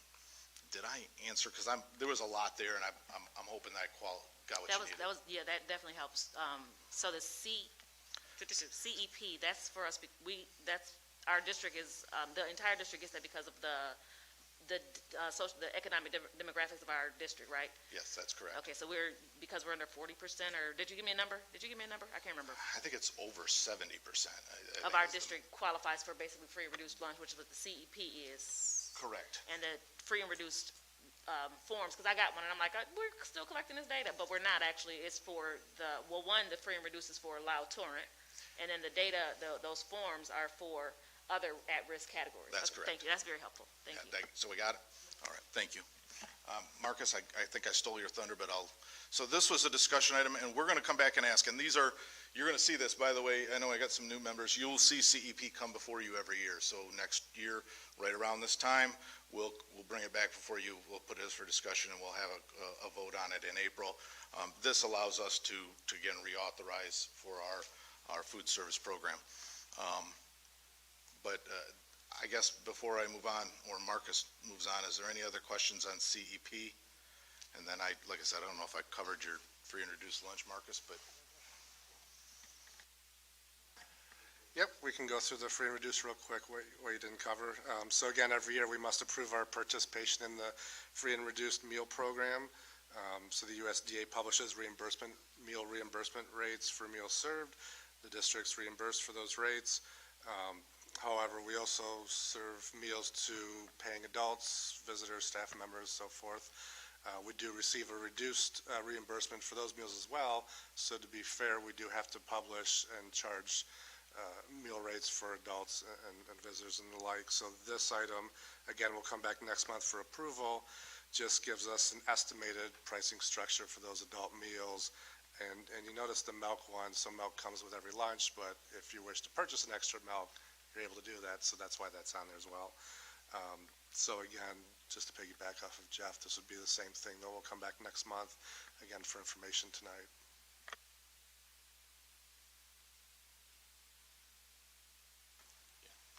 Okay, now we're on to our next 22-23-86 Tahoe contract renewal. Marcus. All right, so every year we must look at and renew or approve our next year's food service management contract annually by the board. So we did bring this to the March Finance Facilities meeting last week. Again, no action is required tonight as this is for discussion. Next month we will come back for an approval. We do have a copy of the contract renewal in the agenda. You'll see a few columns there. The very first column is a mandated through MDE, it's a 2% annual increase. It's just part of the program. And then we're also allowed to negotiate, if we wish, any additional increases. We were asked by our company, Tahoe, and so we did negotiate an additional 2% increase. And again, these are all paid through the food service fund. And as you can see, the cost, the increase is minimal. About $100 a month for the administrative fee would be the additional cost. So again, for information tonight, and we'll be back again next month for approval of their contract renewal. Any questions? I have a couple questions. So, this is just they're the ones who make our food, basically? So we contract food folks? services through Tahoe. They're our food service management company. How long have they been doing that? 2000, so a long time. Okay. How do we assess their performance? Do we assess their performance? Not per se. Obviously, it's centered around our fund balance, as far as food service is concerned. So I would tell you that that's probably the most direct. But we certainly have been pleased with this company for a number of years. You see them even this year do a number of different opportunities throughout the buildings where they're bringing in guest chefs. They're exposing our students to food and cultures from around the country.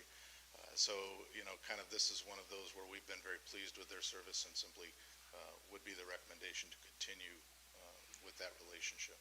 Just to piggyback off that, so the contract is a 5-year contract. So every 5 years, we have to go out to bid our food service contract, and we'll do an RFP.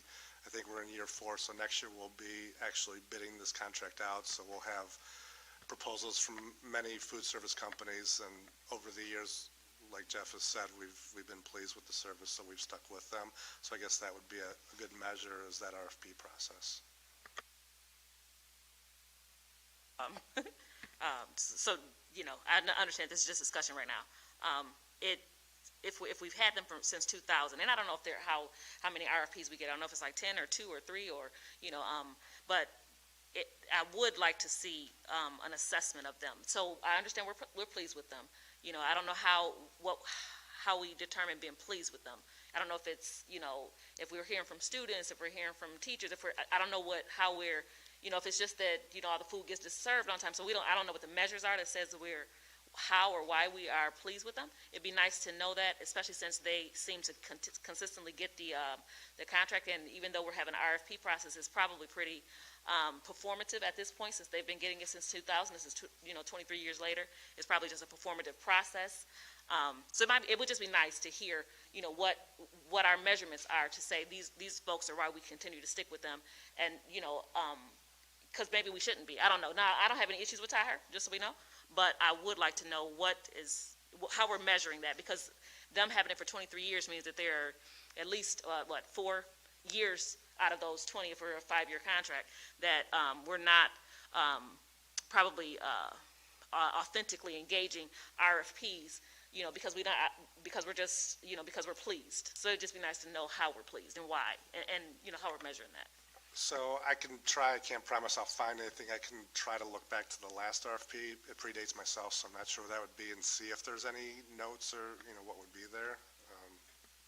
We might need to create a process of assessing them. We should have that type of data. This is why we like them.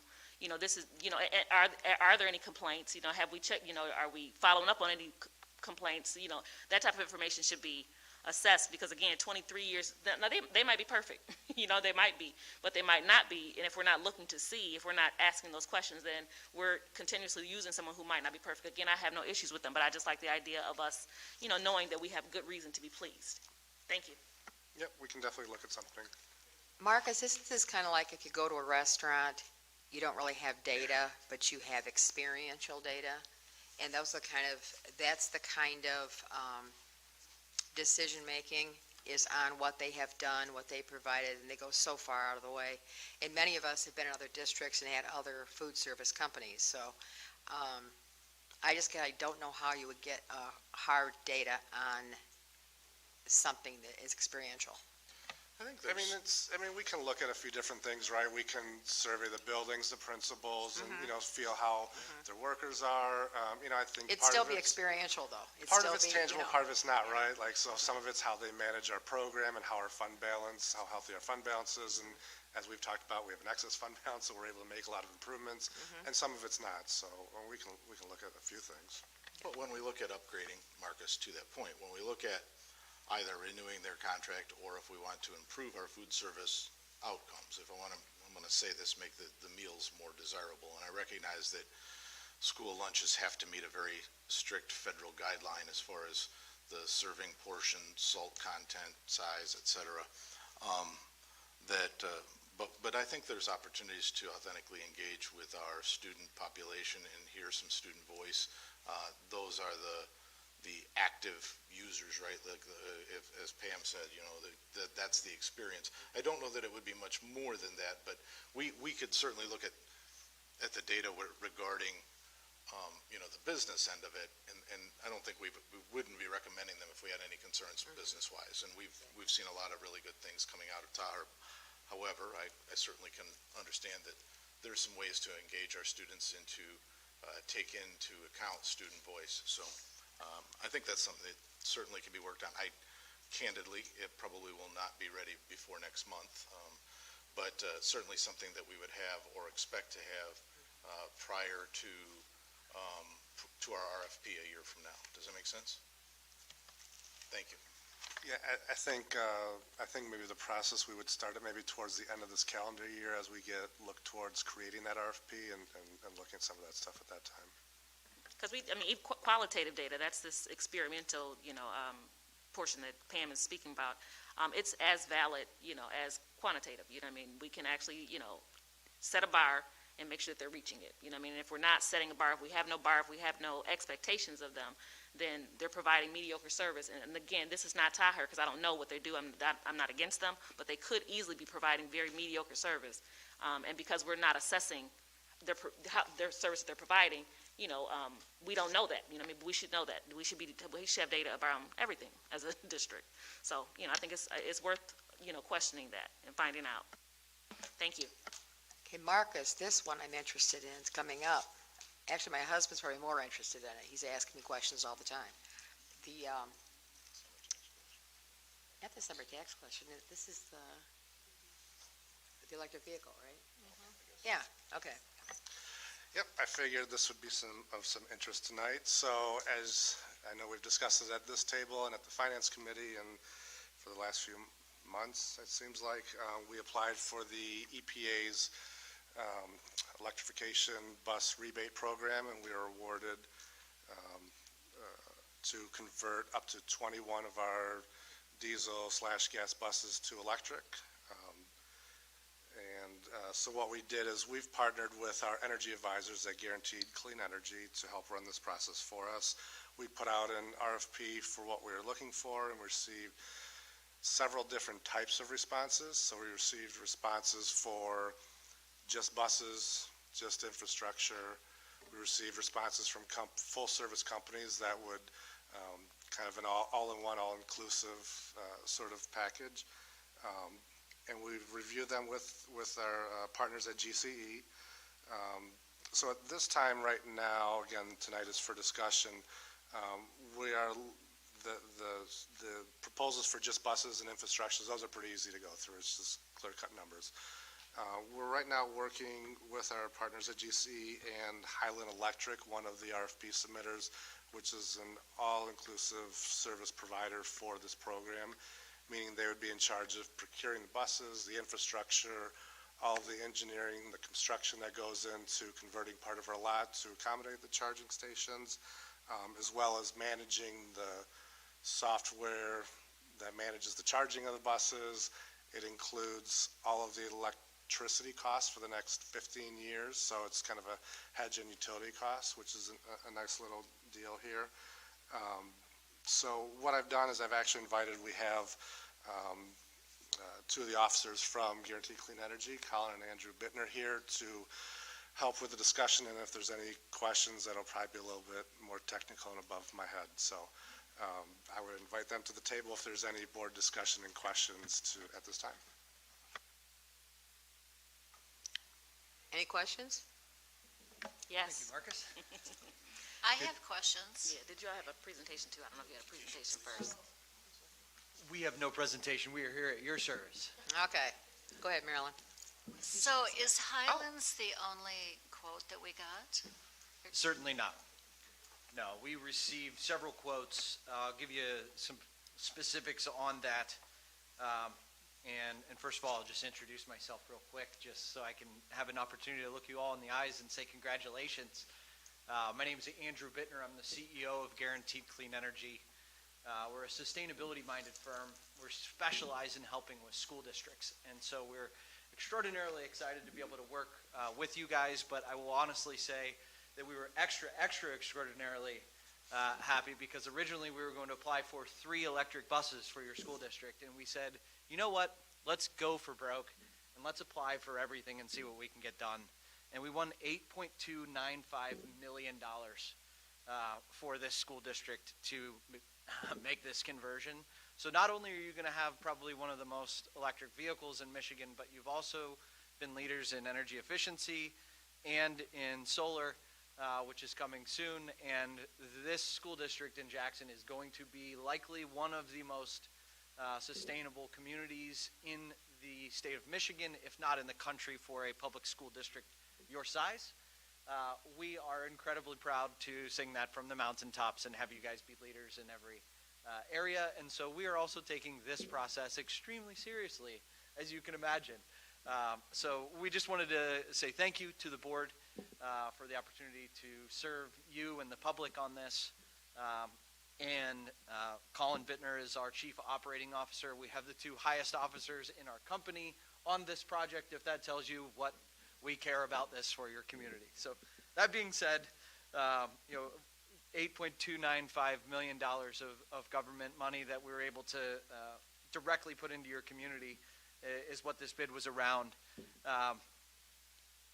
You had asked a great question.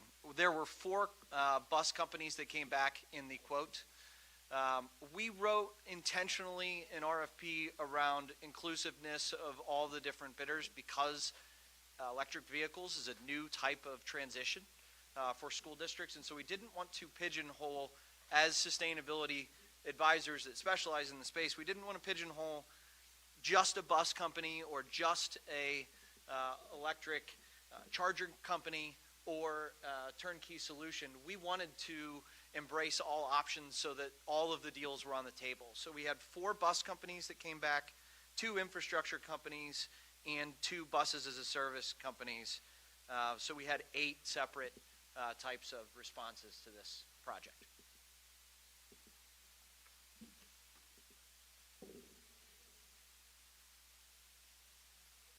Where did you win the money from? You won it? We won it. So how? From the EPA? We won it. Marcus submitted it from the Environmental Protection Agency. Huh. Yes. A specialized program around conversion to electric vehicles. This was the first year this program existed. Not many communities knew about it. Of those that applied, very few were awarded what you guys were awarded. It was the top 10 award in the country. That gives you any perspective of the work that was done here by your administration. So since electricity is still, it's fossil fuels, that's how we get electricity still, right? Right. From a national scale, Right. renewables is growing, but I would say Right. fossil fuels is unfortunately still a large part of our natural transition. But Yeah, so I was just worried about, what if we have rolling brownouts or something, right? in Will what perspective? Will we be able to still run the bus fleet? I mean, is there enough electricity to do all this? That's obviously a macro Yes. question. Yes, it is. I can answer that from a macro perspective Okay. briefly, if you'd like. Okay. We obviously look at a lot of the different things that happen in the electric markets. Mm-hmm. Although I'm the CEO of a sustainability company, I will tell you I love every little bit of sustainability Mm-hmm. and converting our economy to clean energy. Mm-hmm. It will be a gradual transition.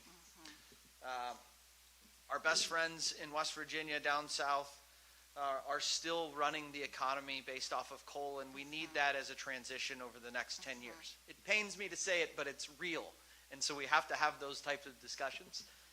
But on the drive here, I passed solar array after solar array. I passed wind. It is happening. The specific way that this could affect this community if we have a significant amount of the fleet, which is 21 of the buses, of over 50 buses.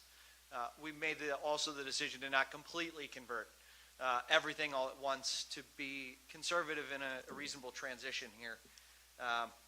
But if we have rolling blackouts and we don't have the ability to charge the buses, it's also likely that we're not going to have school. So we won't have to worry about picking up the kids. Okay, thank you. The one added bonus that we have there is that these are batteries that run these. And Right. so we will have them charged up. You charge the buses traditionally at night. It is when the Right. cost of power is cheapest. Right. And traditionally, your blackouts happen during peak times or in the middle of storms, which traditionally is less risk for charging the buses. Okay, so like if a bus gets damaged, and the battery gets damaged, what happens then? Because a lot of times it's not, replaceable. The batteries are pretty expensive. There are significant risks to new technologies. Yes. And so that was also one of the reasons why when we did the RFP, we wanted to look at both Jackson owning the buses and then having other companies that specialize in this conversion to be able to show the benefits and risks associated with Jackson owning them versus not owning the buses. There are certainly financial risks. That's part of the analysis that we're doing with the internal administration. At the end of the day, there's always going to be a reason for both. We'll make a decision and a recommendation from our end. Ultimately, you guys get to make the decisions. We're the advisory services here. But realistically, I think the biggest thing is that we're looking at the entire macro picture. Your administration is doing this in the most intelligent way that I've seen any other district approach it. There's been a lot of people that got these funds, and a lot of people just ran low bid construction, give us a bus.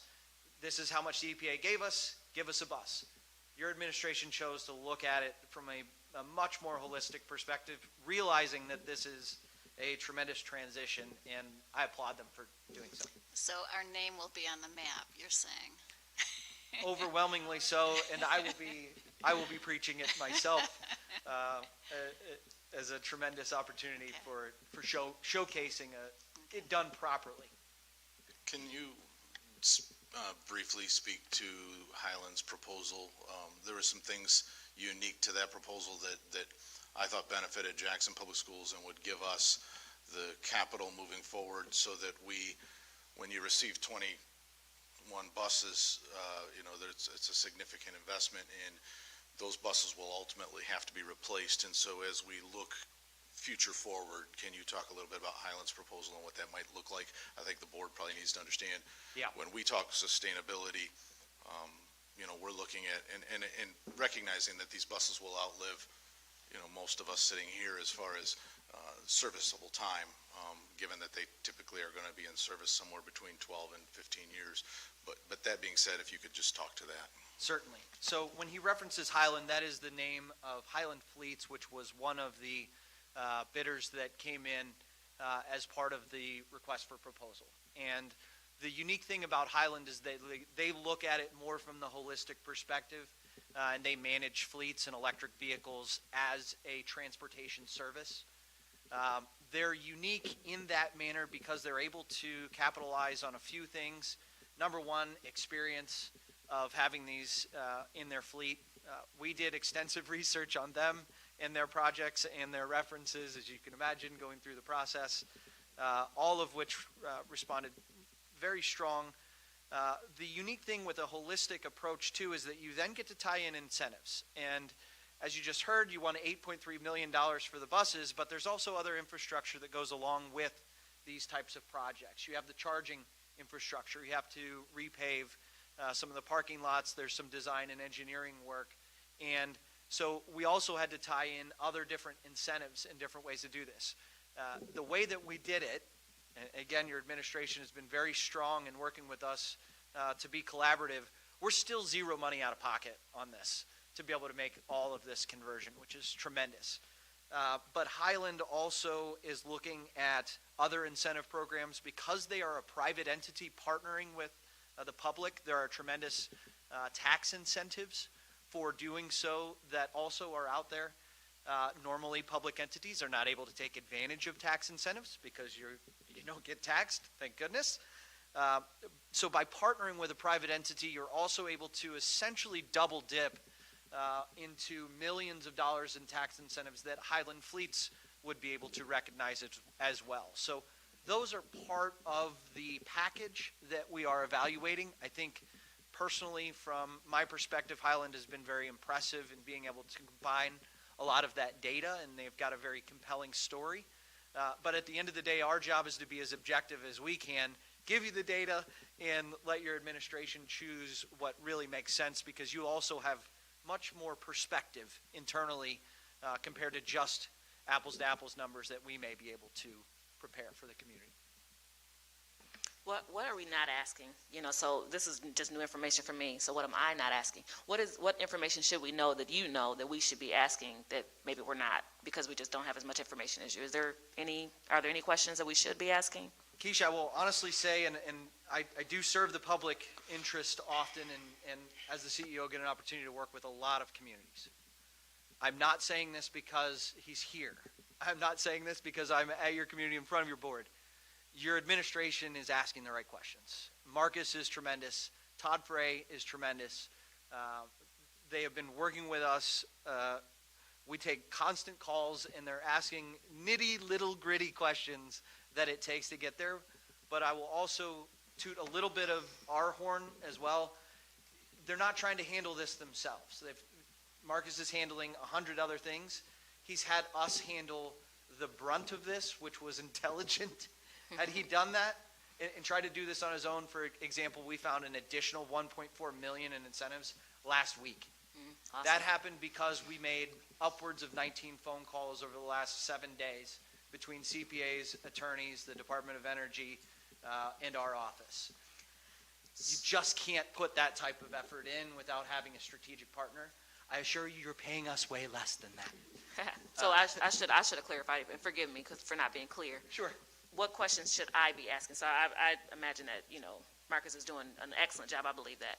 But is there something that we should be asking just as board members, some information that, maybe the community might want to know or need to know that, I just don't know what to ask, but I want to know, Yeah, I'll throw out something right there, and Marilyn touched on it a little bit, talking about how electric vehicles, while our current grid is still, energized by fossil fuels, when it comes to education, diesel buses has something called particulate matter, and there's a lot of studies out there from the EPA environmental, from a school district standpoint, that child development exposure to particulate matters actually causes health issues, asthma, increases on that. So when you're asking about kind of some of the questions you don't know, these clean buses are going to be beneficial for the health of the students across your guys' communities, and understand that it's based off of where the emissions are done. Diesel buses have a lot of emissions around them, and that's what you're breathing in as students riding on those day after day. Clean buses do not have that, so that's one of the big benefits that you'll see there. As well as one of the other things that diesel buses are, they're kind of analytical, they're kind of, mechanical structures. Electric buses are essentially computerized vehicles. So you see the Teslas with all the great displays. What it kind of benefits for you guys as a school district is, you big on reports, it'll tell you exactly where a bus travels, how far it travels, how much energy it uses per travel, and all those 9 yards. So understanding a lot of the analytics behind it and understanding all that on the other side. And then additionally, one of the other sides is that, Marilyn, you mentioned brownouts. This is something that is a little, it's not even something that Consumers Energy does, but we're working with them regarding a pilot program for the area. Vehicle to grid is something that is going to be seen a lot more often, and understand that school buses really operate during the school year. They're sitting all throughout the summer. When grids have brownouts, it occurs during the hottest times of the year or the coldest times of the year. And what this allows us to do is we're to work with Consumers Energy, even apply for additional grants, incentives, and rebates out there for improved infrastructure, where you guys are able, or working with Highland, we're able to utilize the power that's stored within the vehicles themselves on a weekend and stabilize the grid. And so that is part of an incentive program, or an overall or larger holistic approach on why this is kind of a valuable for not only us, the school district, but the community and the utility as well. Thank you. I was trying Thank to you. find my notes, the vehicle to grid. I wanted you to speak on that, so thank you. Buses are giant batteries. And when you have 21 giant batteries, that can be very beneficial to the grid and to the pocketbook of Jackson schools when utilized. Any other questions while we've got the gentleman here? I really appreciate you coming, and what I would say is you are correct, Ms. Hamilton. This is all new to all of us, and so sometimes questions may come to you later. Somebody may have an expertise out in our community, and they may want to hit you up or say, hey, you should ask about. If that happens, what I would ask you to do is send Marcus that question. As always, he will provide you with that answer, likely in consult with our friends from GCE. Can I ask just one more question? Is it difficult for our maintenance crew to take care of these buses? Is it something real new? So within the EPA program and also conversations we had with everyone involved, the OEMs or the manufacturers of the buses, they do have responsibility in ensuring that the staffing of schools that receive funding under the EPA are properly trained on how to maintain the system. Understand that is for the low voltage systems with these electric school buses. There are specialized technicians that must handle the high voltage side of things just because of how dangerous it can be from a standpoint. But everything within this should be included to educate and train all of the staff members on JPS's role. And that's when we would send the buses to Holland? Yeah, the high voltage ones will be handled by the manufacturers themselves. Correct.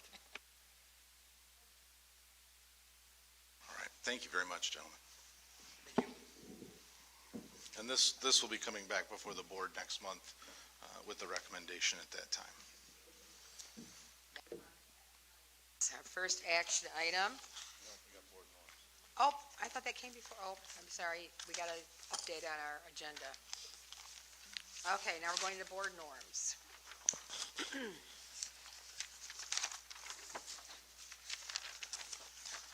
Okay, tonight is board norm discussion again to make sure that we're all on the same page.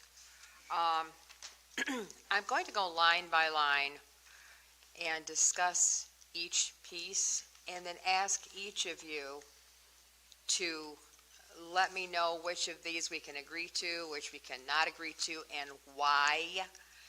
What can we live with? We need this work, and we need to get this done. So this is where we're at this point. The first, and you, those of you who were at that seminar, that training we had, are going to recognize these anyways, but assume positive intent. Now, what that means is that when we come into a board meeting or come into a work session or whatever we're doing together, we walk in assuming that everyone there has a positive approach that they want to work on for that particular, whatever the issue might be. We go in assuming that Shalonda is positive, and not mean a yes or a no. I'm talking positive in the sense willing to work on things, willing to compromise when necessary to get the work done. Okay, number one. I think I'm going to start with me. Assuming positive intent, is this a norm that you can live with? Yes. Shalonda? Yes. Yes. Yes. Yes. Thank you. We've got one right there. Okay, we will now go on. Listen to learn. Now, this is something that I'm going to say we all do. I know I do it. I know my husband does it. Sometimes we listen, and that's in quotes, and we're really just waiting for the conversation to get done so we can interject what we want to say next. We need to listen to learn, not listen to see what we can respond to. So listen to learn. That's the second one. Now, can we commit to that being one of our norms? Pam? Yes. Shalonda? I think for this one, listen to understand, to learn and understand. I think that there's going to be some difference in opinions, perspectives. I would like to see understand added. Absolutely. Good suggestion. I like that too, Shalonda. Okay. Yep. Deb? Keisha? Yes. Okay, hold on, guys. We are just rocking it here. Did we pass no surprises? Did you take that off? No, that's the very last thing. That's what they said to make sure we Okay, put mine on. was at the top, okay. Okay. Yeah, they're all. Okay, 3. Treat each other with respect. No name calling, personal attacks. Just treat each other with respect. Number 3. Yes. Yes, with a caveat, I would like for us to define what respect means for each of us. What respect means. Respect could look different and mean something different. For me, I think it's respectful if I am allowed to speak freely and to not be interrupted. Being respectful is not dismissing my feelings or my perspective, my thoughts. And the list goes on, but that's just a couple examples. Okay, so we'll get speaking freely, uninterrupted.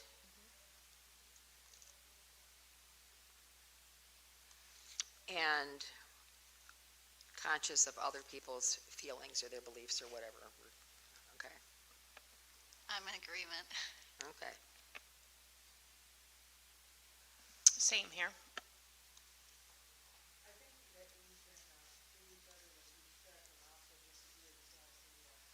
Oh, absolutely. That's one of the examples when I was talking to the MASB people. They said that you're not going to all agree. Sometimes you're going to be in the minority, sometimes you're going to be in the majority. But what they tend to encourage is, can you live with this? You might not like it, but can you live with this? And that's that's the next one. Okay, let's finish the treat with respect thing. So I'm with Shalonda. We definitely need to define respect for, each of us need to define that so that we can know what that looks like to each other. And like she said as well, I wrote the same thing. I do not like to be interrupted. I have when that I'm on my. speaking. Uh-oh, you're interrupting me. Here we go. So, I have that. So I don't like to be interrupted when I'm speaking. Other ways that respects what it looks like to me is answering my questions, allowing time for dialogue, and then actually dialoguing. Sometimes we just each give our opinion, which is, but sometimes when we can dialogue and ask questions of each other, making that part of our practice, then we are able to find, those places where we can, agree at. We can, not only we have to listen to learn and understand, which is good, but sometimes being able to ask questions for clarity. I like to do that. That's respectful to me when I'm trying to make decisions. Sometimes I want to know more about what someone is saying. I want them to explain more. But a lot of times we feel like at this table that, dialoguing is not allowed. That we need to be succinct. We need to be quick. We need to, and so that's disrespectful to me. So respect to me looks like all those things. Let's dialogue. Let's feel comfortable at this table to ask questions. Since we're assuming positive intent, be comfortable with having those questions so that we can, make decisions that are well-informed. Those are some of the things that respect looks like to me. So if we can do it with all those things in mind, then my answer would be yes to that one. Okay, I wrote those things down. We just make sure that they're what you're talking about when we get to the final vote on them next month. Make sure it includes the things that you, well, it should, I just wrote them down, so. Okay. Can you just repeat those further Yeah. now so we I've got can? speak freely and uninterrupted, being conscious of feelings, answering questions, and dialoguing with one another. Thank you. Welcome. Okay, next one. Agree to disagree. Sometimes it's important to present a united front, even when we don't agree, like parents. You go to one parent and says, ask your mother or whatever. I played that hard when I was a kid. I went to my dad and I'd ask him something and he would say, well, if your mom says it's okay with me. So I go to Mom and I say, Dad said it's okay. Is it okay with you? So they're not going to try to usurp each other. So the consensus here might not be that everybody agrees on the same thing, but we present a united front knowing that the answer has been a minority vote of whatever it happens to be. Majority vote, yeah. Okay. Number 4, agree to disagree. I can live with that. Yes. I can live with that. It's fine. Yep. So no, we can seek places to agree. We can assume positive intent. We can listen to learn and to understand. But no, we are not going to agree to disagree, particularly because when we're saying agree to disagree, and the way that you describe it, it's eliminating voice that needs to be there. Oftentimes, again, the culture of this board is that we do not have these kind. I understand that we're trying to see this come up, but after 2.5 years of being on this board, I need to see that we're actually going to do these things before I can say that I agree to them. So no, agree to disagree. We'd have to seek places to agree. We'd have to recognize that the necessity of having those conversations. We need to recognize that systemic racism allows the majority to agree on something. So yeah, no. In the context that you're giving, as far as once one voice is out there, the votes on our agendas and our minutes, they describe to the community what the majority has said. That's not the unified front is in that vote. That's in the final vote. We do not have to, in the context that you're saying, I won't agree to disagree. Not in that context. Context I'm discussing is the sense that 4 or 5 agree with one thing, 2 or 3 have a different opinion, and we simply don't come in here and argue over it at that point. We realize we're not going to all agree on everything, but presenting a united vote that we're going to move ahead as a board with that thing, that's what agreeing to disagree. We're not going to all agree all the time, but we're going to move forward with what's decided that we're going to do, whatever that happens to be. That's what I'm talking about, I agree to disagree. So Pam, with that definition as well, the way that we are set up legally to operate as a board, we shouldn't come in here already decided on something that we're going to be voting on. That's illegal for us to do. Well, that's the discussion goes to the So vote let me part. finish, I'm not done. She's never So we shouldn't come in here already decided. That's one thing. And then 2, when we come in here and we decide, the purpose of us sitting here, the reason why we are elected into these seats is so that we can vote. We recognize, and the community recognizes, that whatever the majority says, 4 out of 5 at minimum, 4 out of 7 at minimum of us who vote on an issue, if we agree on it, then that's what's put out there. So that's a given. Those things are given. I'm not sure what agree to disagree that you're referring to right now, what the difference is. Like, those things are given. The majority's going to, arguing and fighting, that's not what happens if we can dialogue. Then let me explain. Let me finish. We can let the community know where we disagreed, and that's the purpose of us having the conversation. Right. So again, in that context, and you keep cutting me off, in that context that you're describing as well, I won't agree to that. Okay. Challenge ideas, not people. Number 5, challenge ideas, not people. And that simply means you don't attack the person, you attack whatever the idea is that's working or not working or whatever, but not that kind of kill the messenger thing. Don't attack the people. Attack the idea itself with whatever opposition there is, whatever challenges that there may be, but not put that into people, into ideas themselves. Yes. I can be okay with this if there's situations that warrant dialogue and clarifying questions. Well, that's the challenge ideas part. To me, that seems to go along with agree to disagree, but I'd agree with challenge ideas. Yeah, I think the difference here, when we did this initially, was the agree to disagree simply means that even though you may not have gotten the result you wanted, as a board, we'll still move forward with the majority, whatever it was. Whereas challenging ideas is dealing with the idea itself, not the people that are bringing it, the people that are on what side, and, Then I'd agree with that. okay, I'm fine with this. okay, Liv?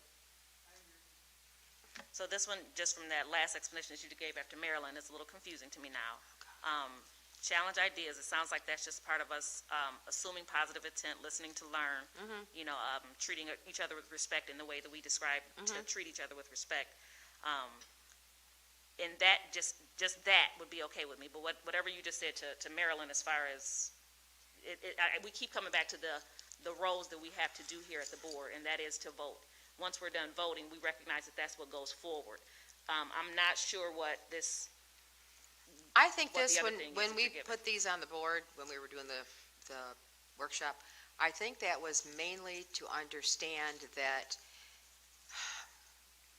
you can challenge an idea, but not, well, you're such a blah, blah, blah, because you like so that's this just thing. dialogue, sounds like. Well, I just don't want people attacked. That's what I want. I want the idea So dialogue attacked and without not attack. people. Okay, Yeah, I can agree with that. okay. Okay.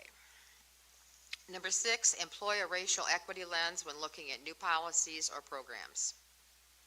So I'm gonna jump into that one when you get done explaining it. Did you want to explain it? Because I'm the one who added that in. No, go ahead. Yeah, I know you Okay. did. Go ahead. So add it. when I added this in, and I don't know if somebody else added it in as well, but I know I was specifically the one who brought this up. Mine was not new programs. It was period. So to employ a racial equity DEI lens when looking at everything, not just new things. So I'll get behind this one if, and in your emails right now, I'm going to read you all something that I got from Ferndale School. So when I went to MASB in November, Ferndale Public Schools, they had a breakout session on how they were implementing diversity, equity, inclusion in their districts. And they mentioned, and I referenced this in November, December when I came back, that they have a piece of paper that they have sitting with them at the table every time they sit at the table. The paper that they have, you have it in your emails right now if you want to read it. It comes from NASB, so the National Association of School Boards is where they got this paper, because when they went to the national level, they found all these districts across the country who were actually doing DEI correctly, which we're not seeing here in Michigan, which is another reason why we should be attending at the national level. But this paper that they have, that they look at every day, it has 5 questions that they ask themselves for any policy, program, practice, decision, or action that the board takes, which is if we're talking about implementing something like a racial equity lens. So the first question, who are the underrepresented groups affected by this policy, program, practice, decision, or action? What are the potential impacts on these groups? And based on these questions that they ask, they then make the best decision so that these groups are not further harmed. That's what applying a racial equity lens looks like. So the second one says, does this policy, program, practice, decision, or action worsen existing disparities or produce other unintended consequences? 3, how have you intentionally involved stakeholders who are also members of the community affected by this policy, program, practice, decision, or action?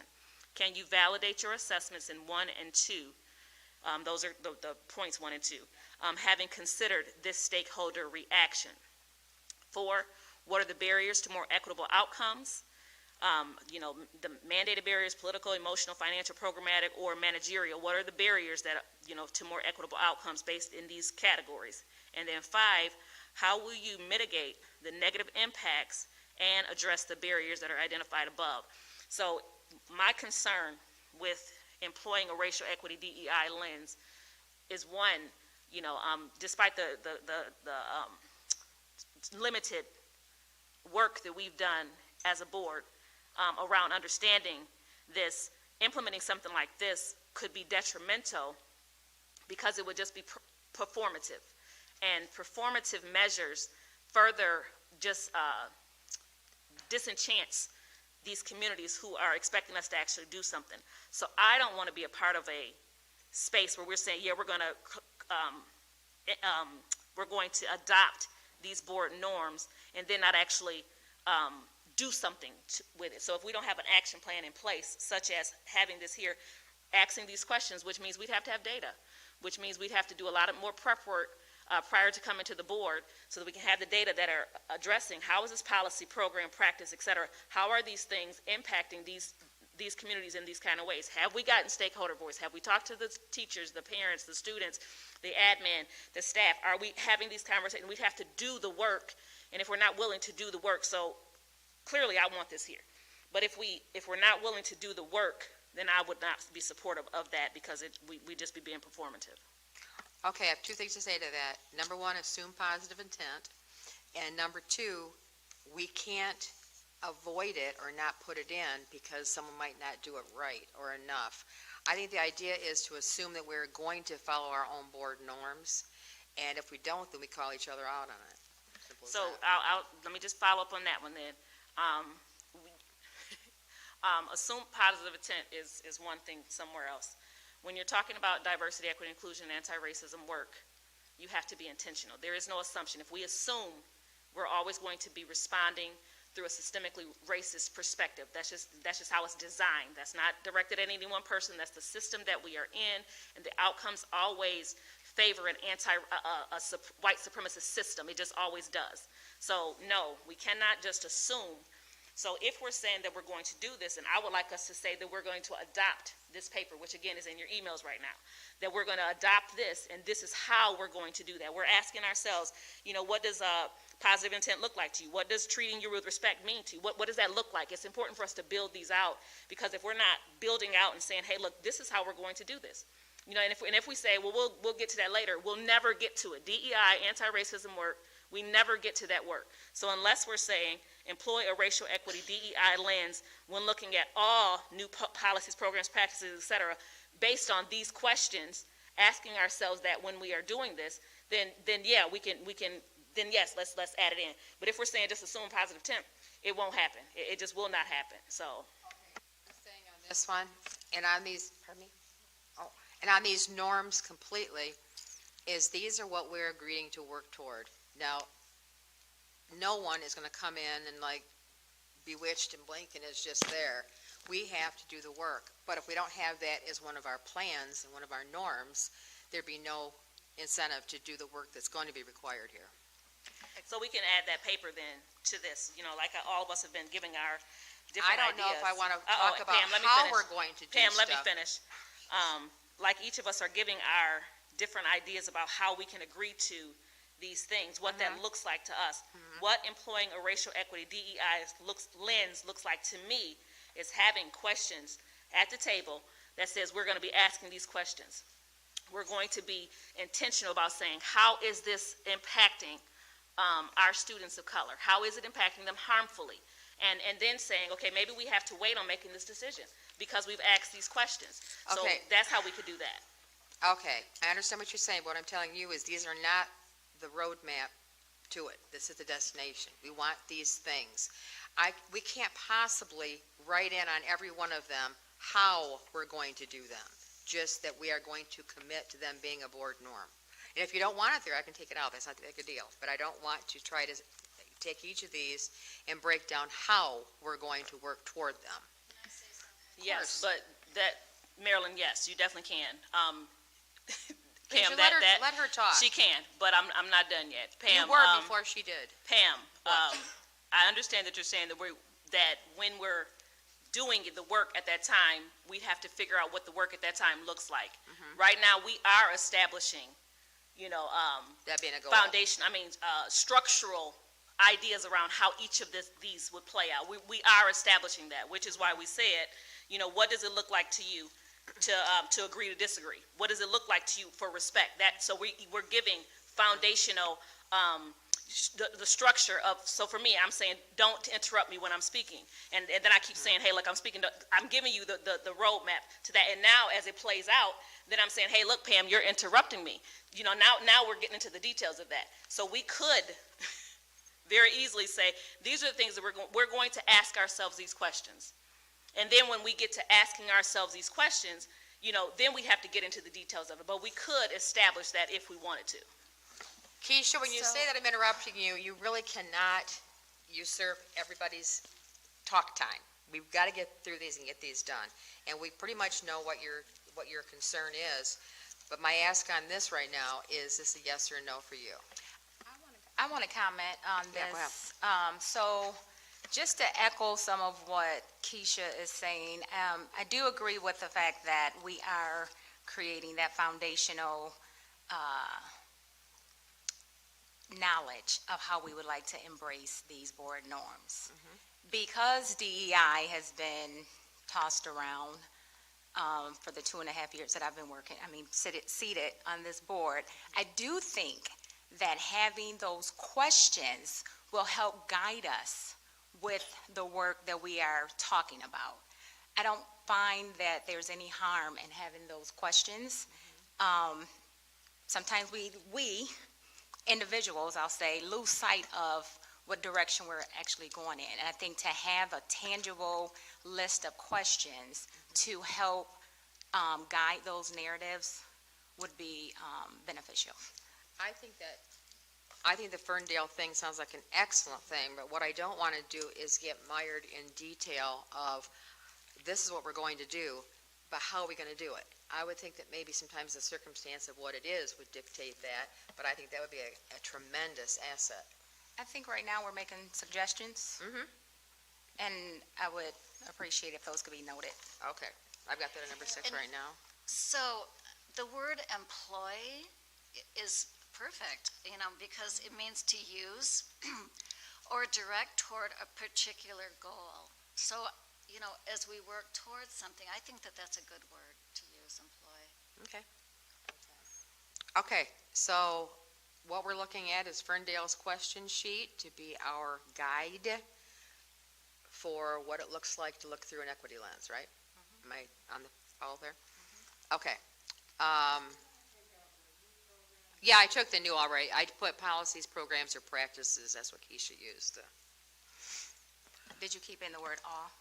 When looking at, there wasn't an all, but I can put all instead of new. Mine says all, at all new programs and policies. Oh, they just take out the new. Just take out the new. Yeah. Thank you. And number 7, remember that positive public relations will be expected of each board member. For example, negative, accusatory, racially charged social media posts may not be posted on the site that identifies the author as a JPS board member. Freedom of speech, and this comes from the attorney at MASB, freedom of speech does not include postings that appear to represent the board itself. Yes. Yes. Yes. Yes. Is this the one that's crossed off on our paper? Nope. It's crossed off to me. It's crossed off to me. It's crossed off on I see it crossed off on Libby's as well. It's in red and it's crossed out. Okay, this is the final one, and I did go through When did the final one come out? Because Michelle just, yeah, has cross-outs on it. yeah. Yeah, at the back table. Michelle just gave me this. It's crossed out. Okay. Thank you. And I kind of wondered when you said that, yeah.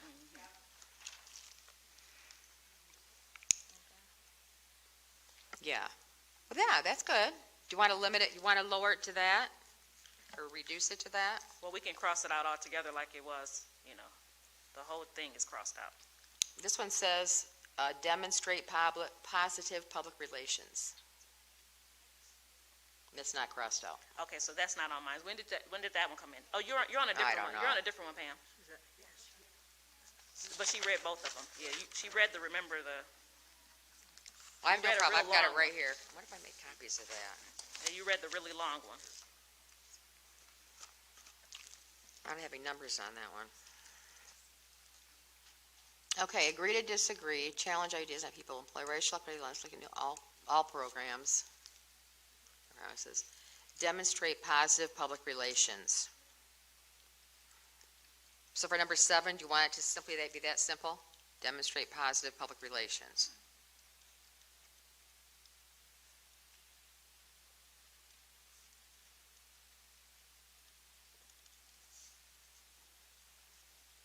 Are you Okay. going to describe what that was for you, Pam, what that means? 'Cause that's something different than the other one you read. Demonstrate positive public relations, what does that mean? That means pretty much what I said longer when I just read it, because I gave examples. What I wrote initially is, remember that positive public relations will be expected of each board member, and that freedom itself does not include postings that appear to represent the board, and that posts may not be posted on a site that identifies the author as a JPS board member, for that very reason, because it looks like it comes from the board. Okay, so we're again, you have put two of them together. That is crossed off. That's the one that Derek was having a lot of issues with last month. That's crossed off on all of ours. Everybody in the audience, and mine's, and at least Libby's, looks like Angela's is too. That's crossed off. So you put two of them together. We need to separate them and know what are you referring to?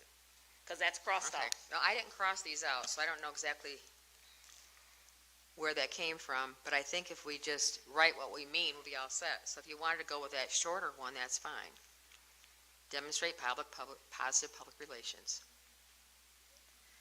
So the only problem with going with the shorter one is that you keep adding it to the other one, and as if that's what you're expecting. No, I didn't add it. You asked for an explanation of what respectful meant, and that's what I was reading you. So let me clarify it, Pam, because I don't want you to feel like you're under attack, because that's not what I mean. You're describing demonstrate positive public relations, and with the description that you're saying, you're talking about the part that's been all crossed off. So I just need to understand, what exactly do you mean by demonstrate positive public relations? Should that one be included in the part that's all crossed off?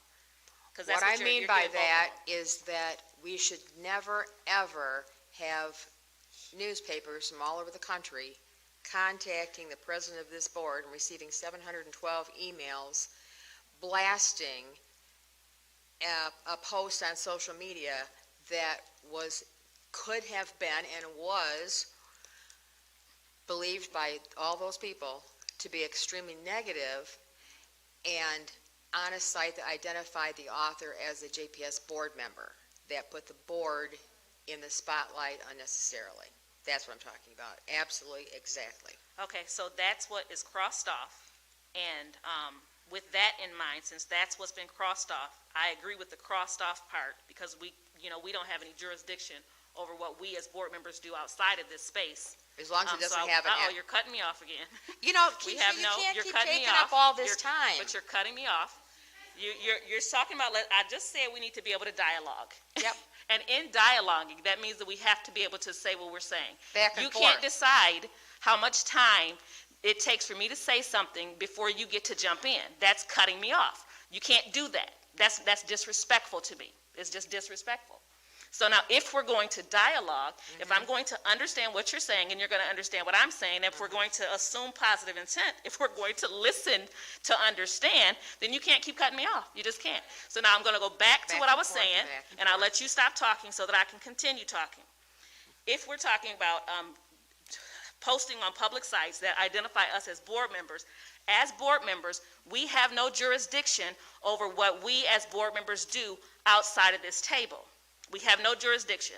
If we're saying you got to demonstrate positive public relations, and we're also saying that you can't identify yourself as a JPS board member as the way that you're demonstrating these public positive relations, we have no jurisdiction over that. There's no follow-up. There's no punishment. There's nothing we can do. And if we're saying that, when you put the information out there, it has to look like it comes from the board. That's what the board president and the superintendent are supposed to do. They're the ones who speak for us, and we know that. So when they speak, they speak. As personal board members, you have no jurisdiction over what we do, and I'm going to continue to do what I do in the same manner that I'm doing it in. So I would disagree with these. Okay, then you'll have to be a no vote on this one. Thank you. I won't be a no vote. I'll be voting no. Okay, you'll be voting no. Okay, so I'm not clear. Is this no to the short one and no to the one that's outlined in all red? Well, you know what? The last one I wrote and I sent, let me read it to you. This is the last one I wrote and I sent. Remember that positive public relations will be expected of each board member. For example, negative, accusatory, or racially charged social media posts may not be posted on a site that identifies the author as a JPS board member. Freedom of speech does not include postings that appear to represent the board itself. Who did you send that to? And it could be just demonstrate positive public relations. I mean, Who did you send that to? Pam? Hmm. Pam? Right here. Who did you send that to? Michelle. So why didn't we get that one? Because that's crossed off on ours. All of ours are crossed off. And that's the one that the community got. Why is that crossed off for all of us but not you? Well, I have my own copy. I didn't. Why is all of ours not crossed off? I don't know Did you why not get it's to update crossed Michelle off. maybe? That wasn't my decision. So the cross-offs represent the conversation from last month, so you're correct that Derek made changes or made recommendations, so that was the recommendations that Derek had brought forward. So again, this is a discussion topic for this time, so we don't have to have the final end, and I understand we're kind of doing some yeses and nos, but I think the reality of this is the hurdle that we, and I'm not going to speak specifically to a norm, okay, because I'm not wordsmithing this. I'm not trying to get in the middle. These are the board's norms. But I think that the conversation here really needs to center around this work. This is the important work that this board is doing. And the conversation here is, we can wordsmith this, and I hope that we do. Absolutely. If we are committed to working through this particular issue, and Pam's got a draft that she's that she brought that said these are my new and updated thoughts, but the packet reflects the minutes from last month. But this is not we've adopted this or we are adopting that. But I think the conversation, Pam, and I want to make certain that I don't overstep, because these are not my norms, these are your norms. Right. As a board. I think that it sounds to me like there needs to be a significant amount of discussion around this particular topic. And if that's that at least, again, I'm hearing, I'm trying to listen and understand where everybody's coming from. And so I believe the conversation here is, what does this look like? And we don't have to say we're adopting this or not adopting this tonight, but I can hear that this is going to be one that's going to take more time. And so Let's do that. Let's use the number 7 as the last thing, we go back to, and try to get through the rest of them. And so far, we're doing pretty good. But you're going to need to read from the other copy. That's what everybody's looking at. Okay, But before we move on, and again, none of this has been decided. I would encourage, because Pam needs your input into these norms. She needs your valuable contributions. For example, Ms. Hamilton, the questions you brought from Ferndale, or for example, Ms. Hunt, some of the wordsmithing. And what I would recommend is share your ideas with her so that she can then come back to the board meeting next month and say, these are the ideas that were shared with me. And we have that wealth of knowledge. There's no decisions being made, but these are our ideas. Does that make sense, at least in an effort to attempt to move forward? So we're sharing our ideas right now. And Pam she's not the only person who needs to know what we're thinking. We all do, because we're all going to be deciding on these. The next point that I'll make as well, again, like I said, we're having the conversation here, so if she wants to hear them again, she can listen to the recording. It would be nice also for the community and board members as well to have the most recent copies of this information. And Michelle, I'm not saying that this is an issue that you're having. I'm not saying that. But it would be nice for us to have, even if it's last minute updates, Michelle, and I don't know what that looks like for you, but for us to have the most recent data so that we can come prepared. That's what this is, in my world, that's what this discussion is for. As we go through these, I've been adding, taking out, et cetera, adding your thoughts that you wanted in. So then, once it's all done, I can send it, we can vote on it next week, or next month, or we can have a meeting and talk about it, or we can just finish it here. But I don't want to let this go again. We've let it go way too long to be stuck on just one thing. To go on to the next one, be respectful and conscious of time parameters for board comments. And that just means, for us to remember it's the end of the night and be respectful of time parameters. Number 9 is pretty, Are we giving input on that? oh, yeah, go ahead. Okay. So, in this, be respectful and conscious of the time parameters, we need to define what that looks like, you know, and I understand that you just said that, it's this idea that we're at the end of the night. So part of my concern with this one is being respectful and conscious of time parameters for the board comments. That's these comments that the board members give at the end of the meeting, just so you all know. Before we can adopt something like that, as board members, we don't have enough structure in place to make sure that we are able to have the conversations that we need to have. For example, if there's something that we want to be able to discuss, some information that we want to have, we're asking about these things. We're expecting to receive answers to them. And a lot of times, you know, too often I'll say, I won't say a lot, I'll say too often, we're not receiving that information. Sometimes conversations that we're asking about, they need to be had at this table. So we need to have a structure in place that we can add things to the agenda. We need to make sure that the information that we have present, like we're having this problem today, that it's actually up to date so that we can come and we can be prepared. So once if we get a structure in place, then we wouldn't have to use our board comment times for a lot of the concerns and things that we may have. And then the next thing is, some of us have longer comments, and we're going to make those. If we had a second meeting, some communities, Ferndale, they have what is called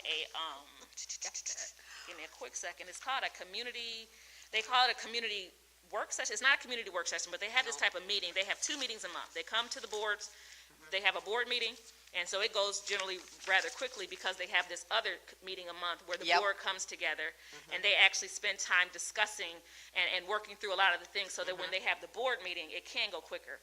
Because we're doing everything at one meeting, all our conversation, everything that all the thoughts and things that we have built up over 1 month, and we don't have any other outlets from that, it's hard to tell a board member to you know, be time conscious of parameters. This is the board business. So unless we are willing to employ some other ways for us to be able to have these conversations, to be able to dialogue, to be able to get this information out there that we want, that we need from each other, then saying that we need respectful time parameters that, again, are not well-defined, that's something that I would not get behind, because, again, it's not well-defined, and we don't have other ways to communicate, and forcing board members to, you know, have sound bites, that's just unfair. That's not appropriate, so no.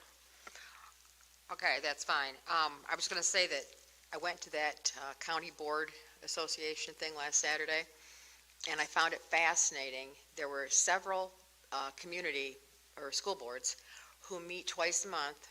The first meeting is all the committees and all the discussion. So rather than meet as a committee over here, committee over there, we don't have to use it that way. We could use it to be a time for discussion of specific items. And the Open Meetings Act thing is coming up pretty soon, and that is not considered a problem. People just don't come to those. They don't care what you're going to argue about or, you know, try to come to agreement on. But that was a very common thing, and I thought that was kind of interesting, but then I didn't know if everybody would want to do 2 meetings a month anyway, because you still got your committee meetings. But I think that's something we should look at. I feel very, very handicapped by not being able to have a time and place to hash out things that come up. So I just found it. They call it a committee of the whole. Yep, that's what they call it. In Ferndale, their committee of a whole, the public is allowed to come to hear allowed. the conversation that the board is having. So I would be willing to have a committee of the whole, and I don't know that we could discuss all of our different. They have different topics of their subcommittees, and I don't know that they don't do all of those in one. I think they're committee of the whole, so we could discuss how that committee of the whole looks like. But I wouldn't want to have that as the one meeting that everything, because that would be like a 5-hour meeting, you know. You'd think so. That's what I thought. So, but yeah, I would definitely be willing to have a committee of the whole type second meeting where the public is still able to come in and hear from us and hear the dialogue and be able to, you know, still be able to understand why we're making quicker decisions maybe at the board meetings. That's a possible thing. I was real impressed with the way Columbia handled that.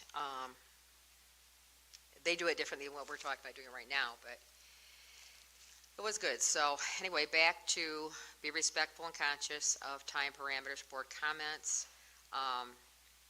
That can be written on however you think that would work. 9 is be prepared prior to all meetings.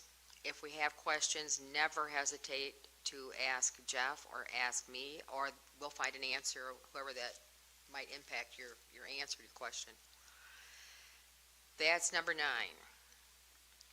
Be prepared for all meetings. Ask questions prior if you have some questions others might not need to, have the answer to or whatever. And I'm going to say yes, be prepared, makes sense to me.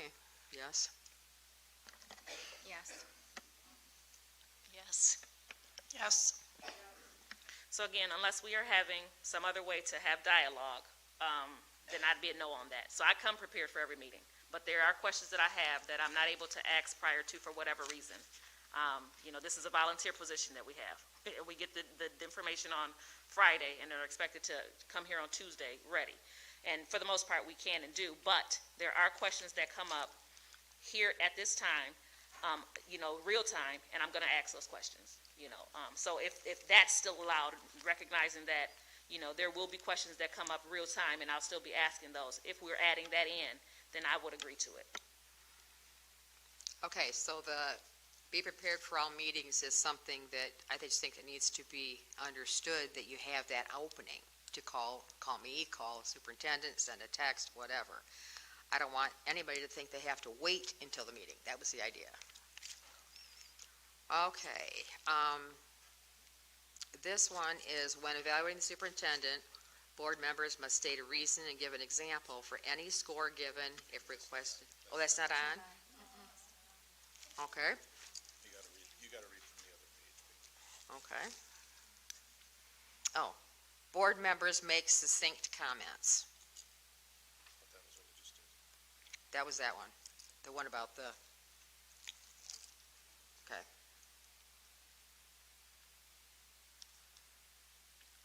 So was, Okay, where are we at now? one quick question. Oh, yeah. Pam, so board members make succinct comments.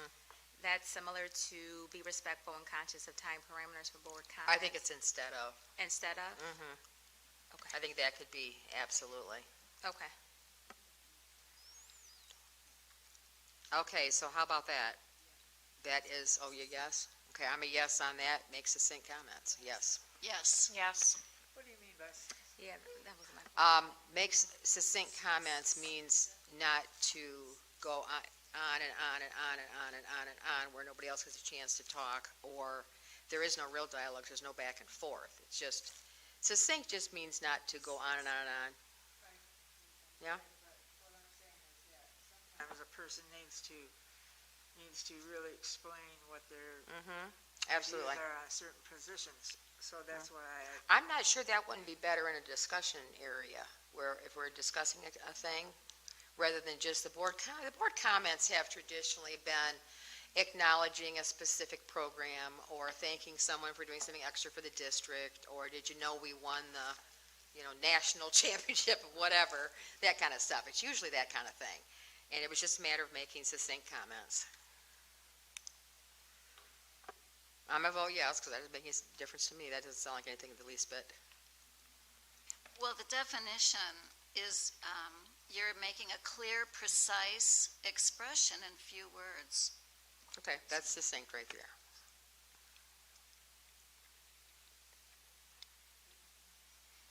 Shalanda? I feel like each board member should have the opportunity to deliver their full thought. If that is considered, then I'm a yes. I'm a yes. Yes. I'll only support it if, we can deliver our full comments. I appreciate that way that Shalanda mentioned that. Sound bites are not I don't think conducive. that's the. Uh-oh, you keep cutting me off. Well, then, So get people, sound dialogues bites- back and forth, Sound Keisha. bites are not conducive, and so that's a part of, and, you know, that's a part of culture too, Pam. You know, you like to cut us off in the middle of what we're saying because you want to answer something that you're hearing, but that you're not listening to. You hear part of it, and then you want to answer it, and it's not fair to the person who's speaking because they haven't delivered their full thought. So it's not a matter of somebody trying to hog the mic to talk, but they're trying to finish their thought, but because you've only heard a portion of it, then you want to respond to it. That's part of cutting a person off, and that's part of disrespect, and that's also why we can't say just deliver succinct comments or be mindful of time parameter. It's unfair. And it's also not listening to the person. That goes back to listen to learn. We're not listening to learn if we hear a portion of what's being said and then say, I want to respond to that, and then look at the person who's talking, you know, and say, well, you're not letting me respond. Hold on, I'm not done talking. You've got to be willing to hear my full comment, my full thought, before you can respond to it, which means that you're actually listening to me. You're not listening to me if you want to just cut me off. So again, I would not be supportive of this unless we are acknowledging that the full thought is going to be received, that we're listening to learn, you know, and understand. Otherwise, no, you know, but if we put that in there, that we're allowing for the full thought, then yeah, we can have that. Okay, that's what I wrote while you were just now. Make full thoughts and statements as succinctly as possible. Yeah, so I'm not going along with the succinct because I'm not succinct, but, you know, full thoughts. Yeah, but then there's no sense saying make full thoughts and statements. That's not a board norm. That wouldn't be anything that we were trying to establish as, We could take it out. protocol. We could take it out.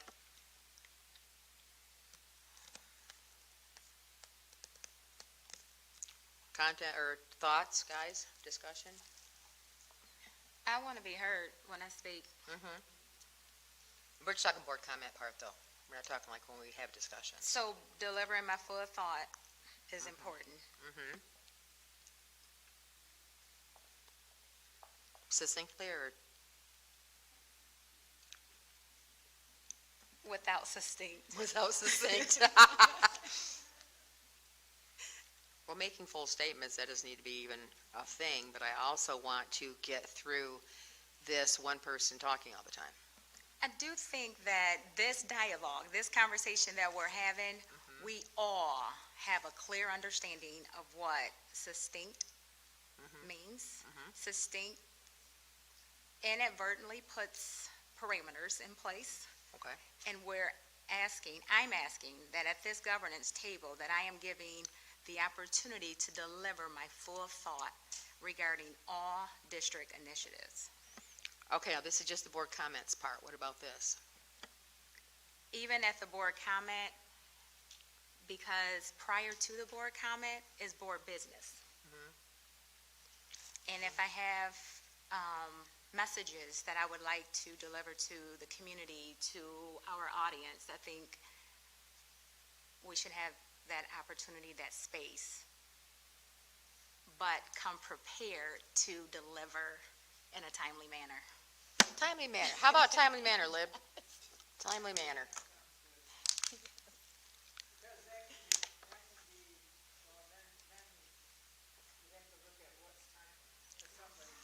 We are so not going to go that far, Libby. We're going to end up we're going to end up saying, well, you can say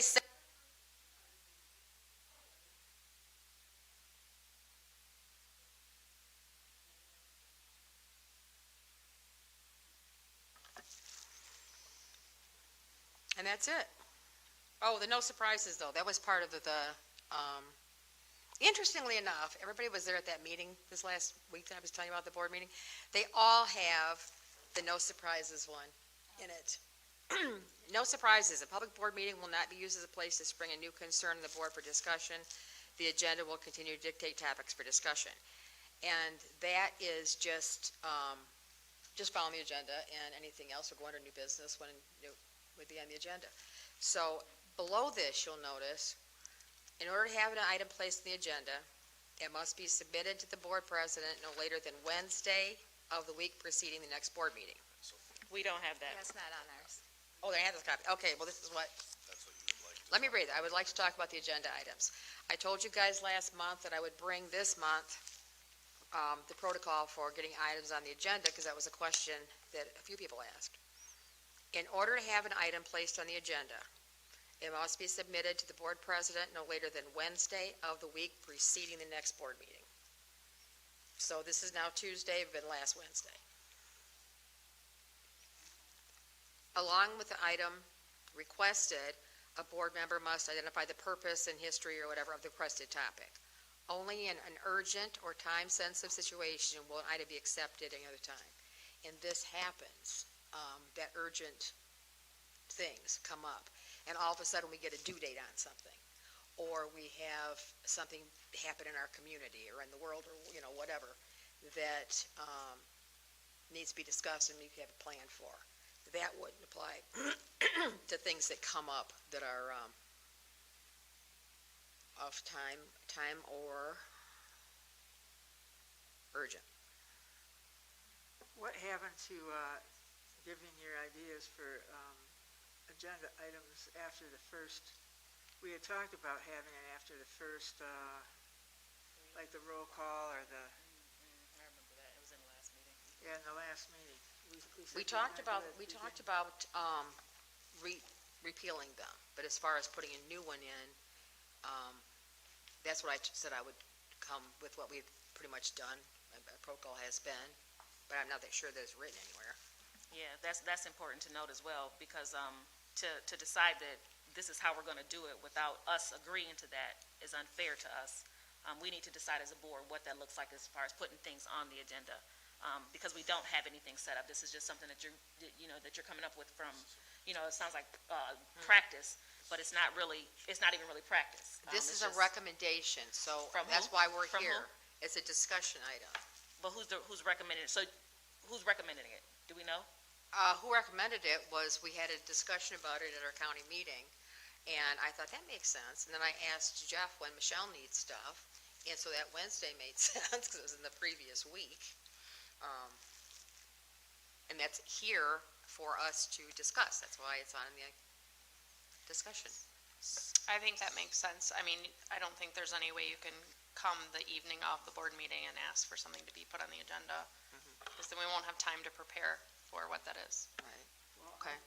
What do you think, Lib? I had understood that you would bring them up at the beginning of the agenda and that they wouldn't be discussed till the next board meeting. That's the thought that I got. Oh, that's way early then. You're thinking about it way early.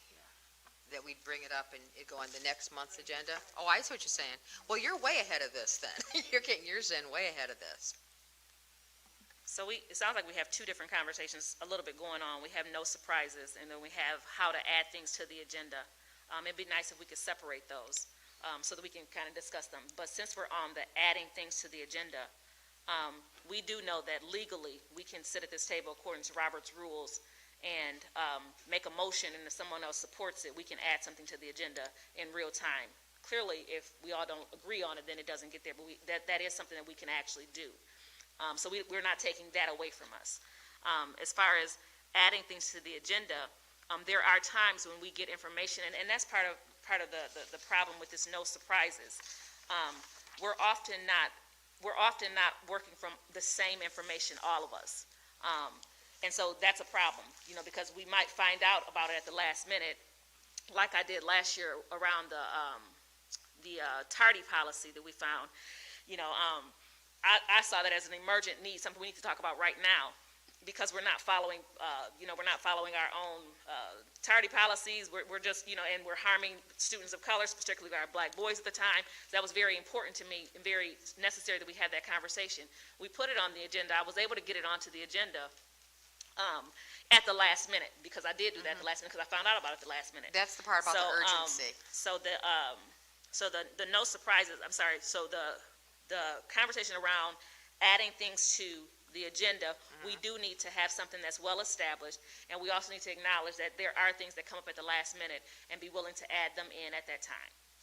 Okay, Keisha, this is not the same thing you guys have, but that no surprises has nothing to do with the agenda item. It was just the next item of So I thing. did say we had two different conversations going on. We went from Right, no but nothing surprises to was- the then agenda, no- and so that's why I was talking Let me about the finish my agenda. thought, Keisha. Nope, because you cut me off, you know. No surprises has nothing to do with the agenda items. That was just the last of our board norms. The agenda was completely separate, and it was simply a time frame, and it allows for urgent or time-sensitive situations at any other time. So I said that. The one that about we the had tardy two was different urgent. conversations going on. We had no surprises, and then we had the board agenda. In the board agenda conversation, I focused on that because that's what we had ended up going to. In that conversation, we need to establish that, how to add things to the agenda, and then acknowledge that it could be at the last minute, and let that be okay. Excuse me, thank you. In the agenda items section, it says, items will be accepted only in an urgent or time-sensitive situation. And if you just found something that we have been trying to address and deal with, I consider that urgent before the meeting starts. We just don't have the same information. That's another part of the problem. We don't have that on our forms. You do. We don't. I know, and you will. I can send it to you all, you guys. I did it on mine just so that I had everything on one piece of paper. So how are we gonna do it today if I had something that I wanted on the agenda the next? It's not, it's discussed today, and we'll vote on it next month. She wants to add an I wanted to. Oh, you want to add an agenda item? items now, Then you so just submit it, just, that- So that it could be talked about next Uh-huh. month. yeah, and I could go on the agenda for next month. Yeah, Right, so should I do it tonight? if you want it, sure. Okay. Can you read off what we've established for adding agenda items? Okay, let's see. In order to have an item placed on the agenda, this is just regular old item, this isn't, there wasn't a hurricane or anything. It must be submitted to the board president no later than Wednesday of the week preceding the next board meeting. So today's Tuesday, it would have been last Wednesday. Along with the item requested, a board member must identify the purpose and background history of the requested topic. Only in urgent or time-sensitive situations will an item be accepted at other times. In urgency, I would say that your particular thing was urgent. So I have a concern with, and again, I don't have the language in front of me, which is a small, barrier here.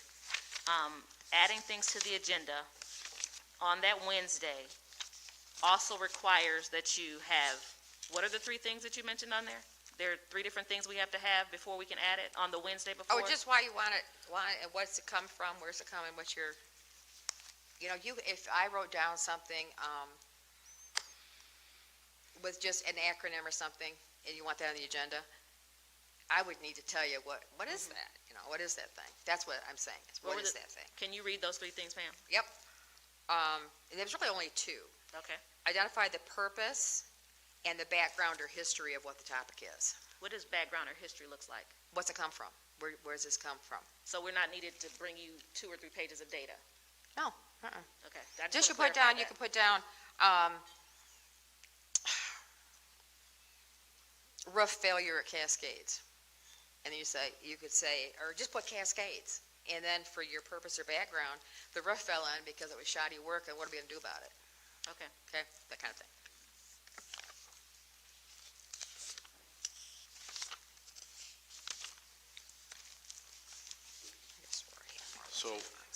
So I just want to clarify, and I apologize, because I don't want to muddy the waters. This sounds spot on correct. So, yes, you may add agenda items the night of in time-sensitive urgent matters. I think the respect piece that would be helpful is if you want to add an agenda item, yes, Libby, you can do it at the previous meeting, or really any time up to the Wednesday before.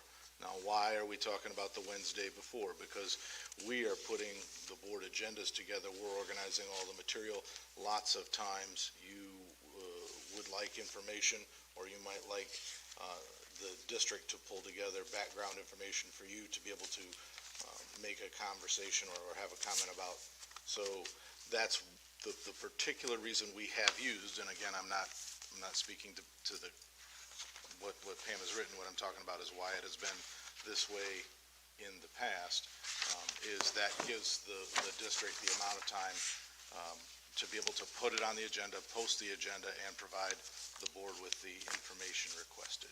So it's simply for purposes that way. And again, not trying to muddy the waters, I think this is a discussion topic, it's not, is for action, but Ms. Hamilton, you are correct. We can add items to the board agenda. We do on occasion, both sides, the district and board members add things. There are a few times a year where something comes up, a very time-sensitive issue. So we want to make certain that we have the ability to do that. And again, these aren't my norms, this is simply your norms. Did we make it through the board norm conversation? Yes. And it might, and I'm gonna say this is only, again, I'm separate from this. These are, there's a lot of good discussion, and candidly, even the discussion is something that is moving us forward that we haven't had for a couple of years. And so I'm just gonna say, I think that this board can move these things down the road. I don't know that we'll be ready in April to say, yes, this is us. Because I think that Pam still needs to hear from all of you, and then we need to share out what everybody shared, right? So that discussion probably would need to happen again next month. So that would be my recommendation. And again, we're not calling for a vote, would be to potentially put this on next month's agenda again as a discussion item. But that gives everybody here an opportunity to share their thoughts or really go home and kind of reflect on it. Okay, we've had a request for a 10-minute break, so let's do a 10-minute break. We'll do recess. Okay. All right, and so it is 8:26. We'll see you back here at 8:46. 8:36. Don't get me out for 20 minutes. 8:36.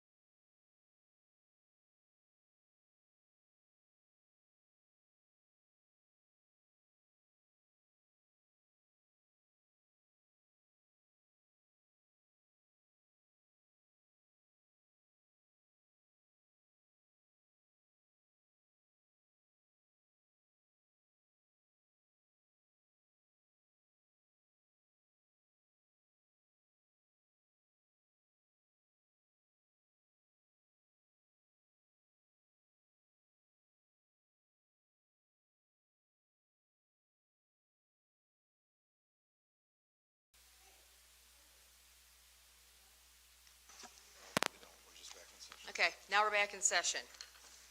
Pick up where we left off. Where were we? Action items.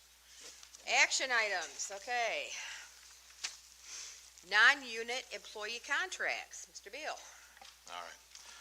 Again, this is something that comes before the board every February, and we bring it back for action items, action in March. Non-unit employee contracts, and I was asked this question earlier today just to make certain that I could clarify this. Non-unit refers to a number of employees that do not fall under a particular bargaining agreement. They may work in sensitive areas or with sensitive data, or simply not have a job description that is in a unit that collectively bargains. The recommendation is for a one-year renewal, so this would add 1 year to their contracts that would then expire in June 30 of 2025. They currently expire June 30 of 2024. This would represent a 2% raise and a 1% increase to their annuity where applicable, and the fiscal cost of this is $10,971. Specifically, and you guys have all of the contracts in your packet, but this speaks to Julie Baker, Milton Barnes, Alex Bonneau, Crystal Brinker, Jessica Carter, Scott Coons, Lois Dunning, Sarah Ebersol, Chris Giannetti, Rachel Henry, Jillian Jones, Marcus Leon, Lori Nearpass, Michelle Oxley, Jeremy Patterson, Caleb Reed, Nicole Scott, Diana Stewart, Jessica Southwell, Carrie Tynan, and John Wright. And it is the recommendation of the administration to approve these contracts as presented. So moved. Support. All in favor? Discussion. Oh, sorry, discussion first. We have a discussion. No? All in favor? Aye. Opposed, the same?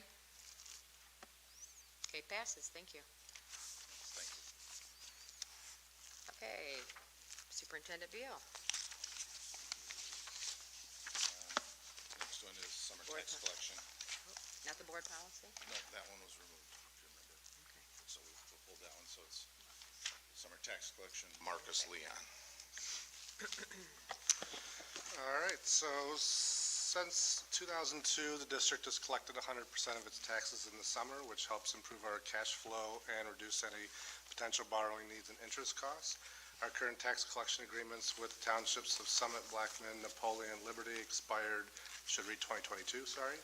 Since we intend to have a summer tax levy again in 2023, we must agree on terms of collection. The city of Jackson specifically does not charge for this service, just the townships. The rates have not changed. These are the same rates year over year. The number of parcels tends, for the most part, does not fluctuate. So this is a pretty similar number to past years that we're able to budget for. So at this time, we would recommend approving our summer tax collection agreements with the local municipalities. Motion? Approve? I'm sorry, second. It's getting late, I'm getting tired. Motion by Liddy, second. Support. Okay. Okay, now discussion. Is there any discussion about this one? Why doesn't the city charge? That's an excellent question. I have no idea.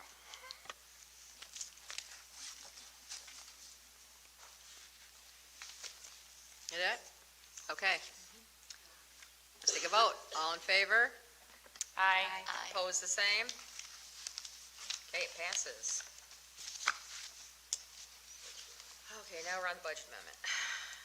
2022-23-2 budget amendment. Marcus? All right, so this is our second of 3 budget amendments that we go through throughout the year. If you remember back in December, we took our first look at revenues as enrollment numbers and state budgets were finalized. So this time around in March, we took our first real look at the expenditure side of the balance sheet. And as you can see from the attachment, we are looking right now to add almost $3 million, just under $2.8 million to our current fund balance, which again, this is a look in time at a particular date, which happens to be this week, is where these numbers lie. So again, if everything held for the rest of the year, we would be looking at an almost 20% fund balance at the end of the year. Of course, we will take another look at this at the end of the year as most of our expenditures will be finalized at that point, and we'll have a better better idea of where we'll land at the end of the year. So at this time, we would recommend approving the second budget amendment. So moved. Discussion? Questions on this? Keisha? Marcus,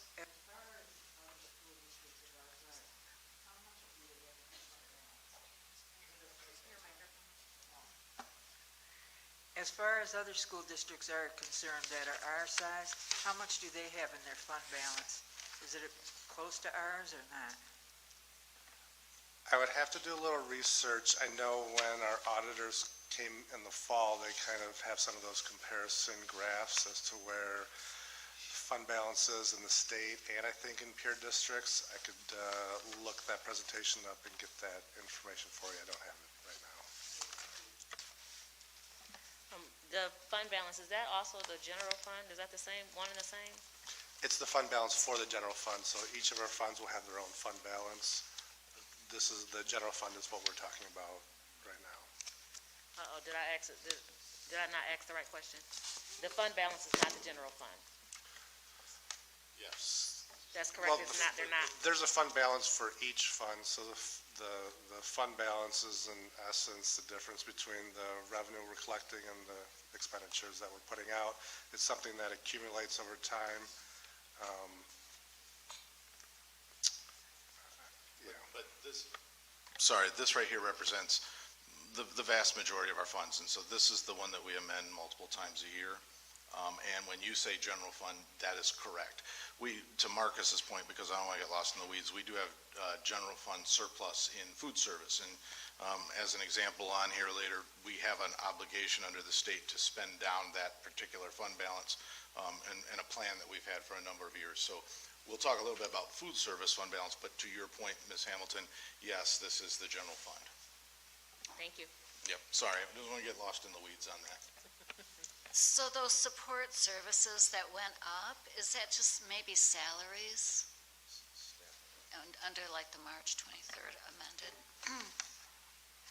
Is it just, I'm just kind of curious where, you know. Well, there's a lot of different things that contribute to it. For example, due to inflation, other things, utility costs are in there, right? I think we had to add almost $500,000 to utility costs, and that's one of those support functions.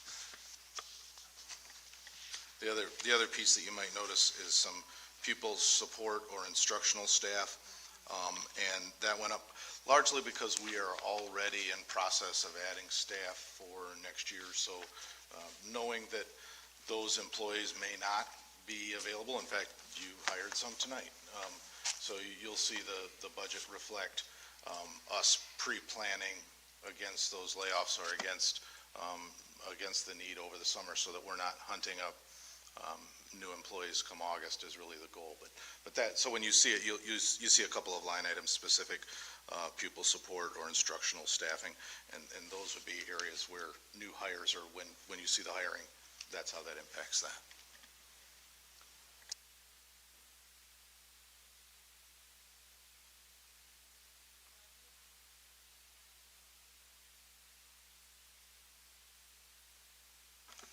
All in favor? Aye. Opposed, the same? Passed, thank you. Okay, now we're going on to the sale of Wilson School. Mr. Beal, please. All right, we brought this before you, and if you remember right, Jonathan Green, the city manager, came and spoke with us at our November 30th workshop, and they had originally proposed a purchase price of $180,000 to use the property for to service homelessness within Jackson. This is a city initiative that is hoped to take a turn with public or private sector partners But we looked at this, we had a conversation about it in December, and we, the board authorized me to enter into negotiations on that behalf. Last month, they came to us right around the day of the board meeting and said, can we reduce this price to $150,000 versus $180,000? Now, candidly, the $30,000, while important, isn't the big picture. We certainly still want to help the homeless or create solutions for homelessness within Jackson. The city has also been working with us on providing some additional lighting out on Wildwood. If you've ever been here in the morning, what you'll notice is that the street lights are all on the north side of Wildwood, and there are no street lights on the south side of Wildwood. We've been in discussion with them for several years to make this a reality. I've had the opportunity to speak with Daniel Mahoney about it. I've had the opportunity to speak with Jonathan Green about it. And in exchange for the $30,000, they're going to put 9 street lights out here to increase visibility and safety for our students. I think it's a win-win, and so it is the recommendation of administration to move forward with this agreement as presented. So moved.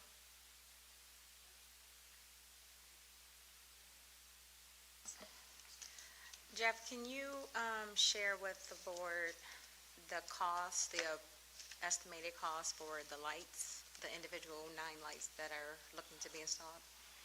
You know, I don't want to get that one wrong. Can I get you the cost on individual lighting? They're the same lights that we've got out here on the north side of the road, and I want to say they're roughly $800, $900 a piece plus the installation, but I don't want to be wrong. So that's as close to my recollection as I can get. And again, I wasn't banging the drum on the $30,000. I recognize the city will be able to use those resources to be able to fund the property. I think for us, this is an opportunity for us to again provide for some additional lighting around here. But Ms. Hunt, I will get you, and I'll send it out to everybody, the cost per light. But they should have those installed, and they tell me they can prior to the start of the school year in 23-24. What's the delay for the installation? Is that a process? Procurement, you know, they're going to have to procure the lights. They're going to have to get it scheduled to set up. So that to me, when we look at our construction across the district, that actually sounds more like a reasonable timeline by the time they get that done. If there's infrastructure that's going to have to be run, electricity, et cetera, you know, all of those pieces take time to arrange. And so while I would love to have them tomorrow, I would have loved to have had them yesterday. And at this point, I think, again, that's just where the construction end of it goes. But great question. Thank you. Any other conversation, discussion, questions?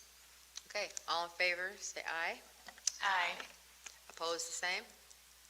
Okay, message passed. I did want to mention one thing. I talked to Dan Mahoney about the sale of T.A. Wilson, and he was concerned that we didn't want to sell the building. And I was leave it at that concern. I said, no, absolutely. The only concern I brought up was that who's going to be in charge? You know, who's going to make decisions about who stays there, who doesn't? Do we fix this tire or that furnace? I mean, you know, that sort of thing. And he gave me the impression that they are going to purchase the building. They are going to get it all up to snuff like it needs to be. And then there is one or more nonprofit organizations in town who will take over the running of it. So I did feel a bit better about there was going to be a who's the boss person, you know, who's going to be in charge and all that kind of stuff. No. What one? You know, I've wondered about them being involved all along, but so far nothing from that end. Okay, let's see. Sharp Park Electronic. No, Montessori cafeteria. Montessori cafeteria tables. Oops, I missed one. Montessori cafeteria tables, again, that's Marcus. All right, so our cafeteria tables at JPS Montessori are outdated, need replacing. One or two of them are broken at this time. So we went to get a quote from NBS Commercial Interiors, who's provided us cafeteria tables throughout the district, like at Cascades and John R. Lewis through our bond projects, so we have a consistent product throughout the district. They sent us a quote in the amount of $38,451. We did discuss this last week at the Facility Finance Committee meeting. So we would recommend approval of this quote, which will be paid for from that excess food service fund balance. It's an allowable expense. And as moving forward, and then over the next few months, you'll probably see more of these for a few more buildings that we just need to replace as they get older. So moved. Support.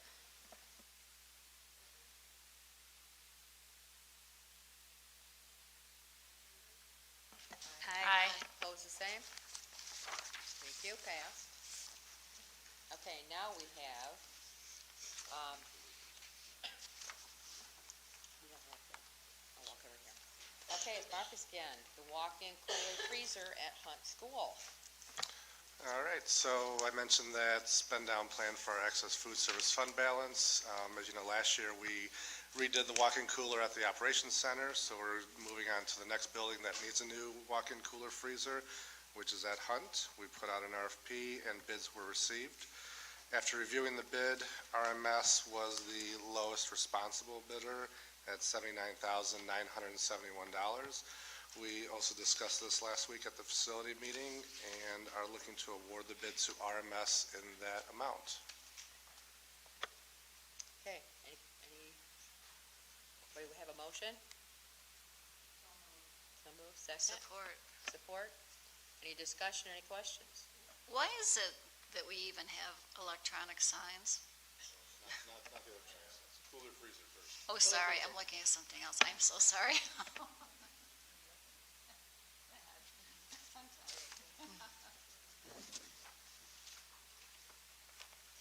No? All in favor? Aye. Opposed, the same?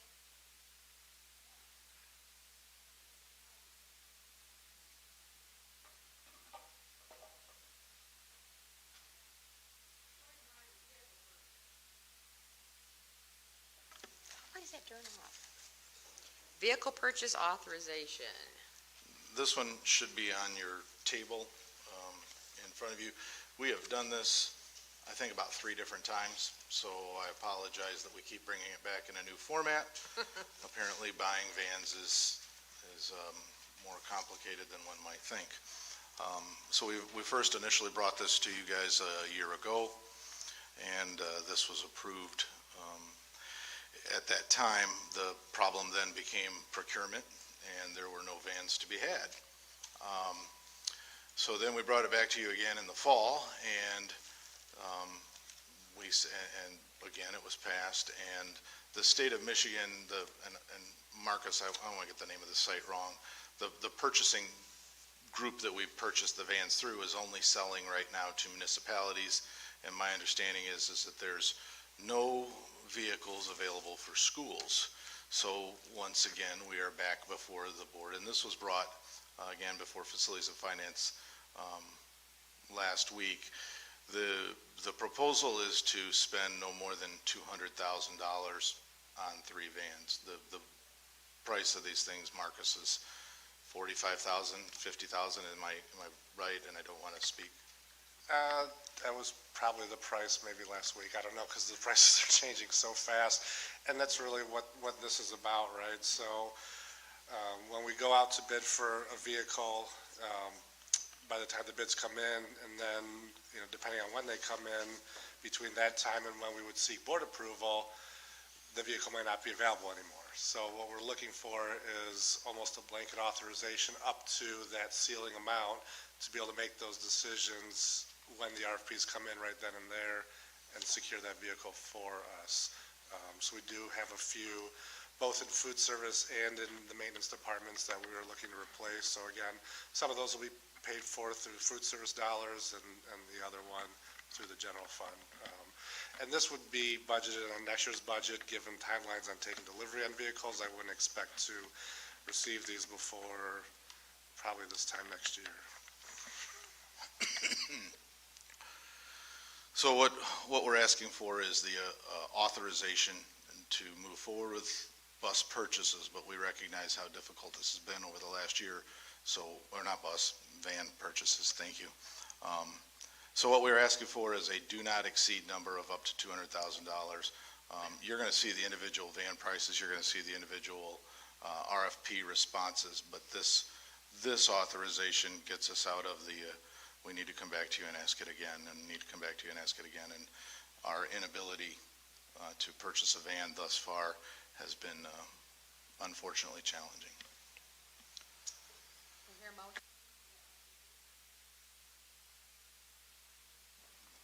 Support. Shalonda.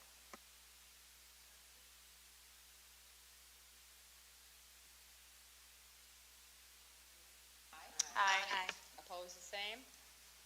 Passes. All set. Oops. There you go. Okay, Now you're on the signs. you're all set? All right. Sharp Park, you do Sharp Park? Yep. Okay, Sharp Park electronic sign. Marcus. All right, so as we are working through the remodel project at Sharp Park, just as we've done at all the other buildings through the bond, we are looking to purchase an electronic sign through Johnson Sign to be purchased with bond dollars, bond proceeds. This would be the same type of sign, again, that you've seen throughout the district at other buildings. So we would recommend approval of the quote from Johnson Sign in the amount of $49,975. So moved. Discussion? Questions? So is it to drum up business or something? Why do we do electronic signs? I'm just really curious, personally, just. I think I'd like to answer that. So part of the electronic signs is really twofold. One, it is a visual piece for people when they drive by our school to take a look at our building at least and see what's going on. And secondly, since we are about communication, it is one place where we can grab attention of our own audience in a way that makes sense. So where it's where it makes sense to have the bigger signs that sit out by the road where we're going to have a decent amount of traffic pass by and we can brag about Jackson Public Schools, we can put things about our schools on there, draw attention to our schools, we do those signs. But at the smaller schools such as John R. Lewis and Northeast, they sit so far back that it doesn't make sense to put those on, but still very important for the audience that comes there every day to be able to find out the information that's going on at their schools. So we do things like celebrate our students on there, we celebrate different months on there. We try to put as much information as we can on there as another form of communication. So what we do know is many people get different forms of communication in a lot of different ways. But what we also know is that if you don't see our schools, then you don't think about them. And so a flashing sign does a lot to help you do that. So I personally, when we came on to do the bond, it was one of the most important things I thought we needed for our district, not only for our own audience, but for our community as well, to make sure that you are thinking JPS, that you see JPS, that you look our way, and that you understand what things we've done for this community and how we are part of this community, and want to make sure that we are in contact with all of our residents as well as our own audience on a regular basis. So I personally, it's one of those things that I have thought that has been a bonus for our district and for our parents, and a lot of the information on there is very pertinent to things they do in the school. So it's just a one-time purchase and then we just keep the software? Correct. The only other cost associated with it, we just recently upgraded to the cloud for our software because of the security breach, so that was kind of important. We did that also because then we have the access to it where we didn't before. They were stationary computers where we couldn't update signs on the fly, those kind of things. So we did upgrade to that, but it doesn't appear that we'll have to upgrade those signs again in any significant time, yes. Two questions. The bond money that we allotted for, or that we, took in, do we allot for different schools, or is it just in a bowl and then we're just taking it for the schools as we need it, or do we allot for different schools? Each building had a budget depending on what the projects that were going on at that building. So it did have a predetermined budget. And I do know that there was money allocated to each building for these signs at the beginning of the bond as well. Is this, second question, thank you for that. Is this a normal price? I was looking at the price, like, my goodness, is that normal? Is this an average price, rather, is what I want to say? Is that average?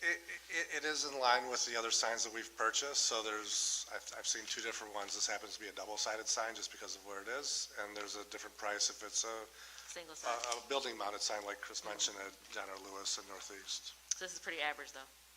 Thank you.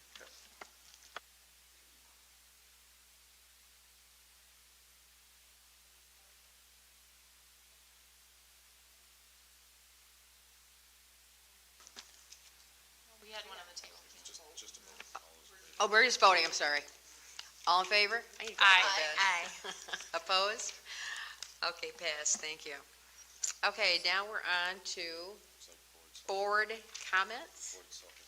Oh, board self-evaluation, all right. Okay, we're going to have to do that. Under old business, we have the board evaluation, and that's our board evaluation, pretty much of ourselves. And MASB really strongly supports this, but they also have a tool we can use to do it, ourselves. So we're going to have to, if you're interested, we're going to have to set a date to meet and just discuss our evaluation and what areas will be evaluated and. That's not the one? No, this is a toolkit from MASB. So this is probably a weekend training, probably a Saturday, or it's a long evening session. But this will be a board self-evaluation. It's a tool from MASB. And I think, Ms. Hunt, you might have brought this up at our January meeting. They will come and do this training with us, so it's not something we have to do on our own. And Shalonda, was that your intent, I believe, when you wrote? That's correct. Wanted to use MASB? Yes, Okay. so asking that we secure a facilitator from MASB, and they will gather the data. It's anonymous information, and then distribute that information back to us. Okay, that's not what I was talking about at all, so yours is much more concise. Excellent. So the question, I guess, before the board at this time is there interest in moving forward with the board self-evaluation through MASB? Yes. Yes. I think we need to do it. Yes? And I don't need a motion, I just need to Yes, know what it's you a guys want yes. me to do, so. It's like a yes. So that was going to be my question. Is this coming back up for discussion and action? Is that what happens next or It's no? kind of been sitting on, this isn't really an action item, this is more board training, Do we so want it's him not. to approach it? So you just need to give me direction on it. It's been sitting out there for a couple months, so it's been hanging out on our agenda. I'm trying to get direction from you guys, and Michelle will help coordinate that if that's the direction the board would like to go. So I remember going through a session with them in the spring of 2022. Was that last year? Yes. And they talked about the benefits of the board self-eval. So I'm a go for it. I'm a yes is what I'm trying to say.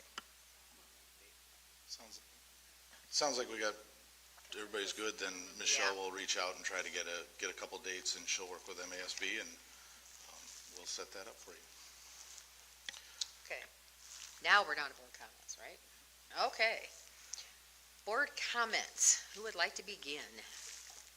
I will. Okay. So the Robert Inman Foundation was formed by his granddaughter, Amber Lazowski, in honor of his contributions serving on the Jackson Public School Board from July 1st, 2008 until December 31st, 2012, and again from January 1st, 2015 until December 31st, 2020.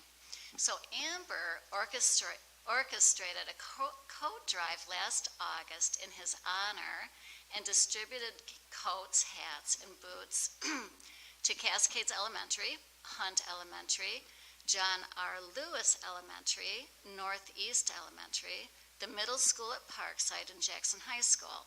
So I just wanted to recognize her tonight for continuing the legacy of serving others in the community like her grandfather.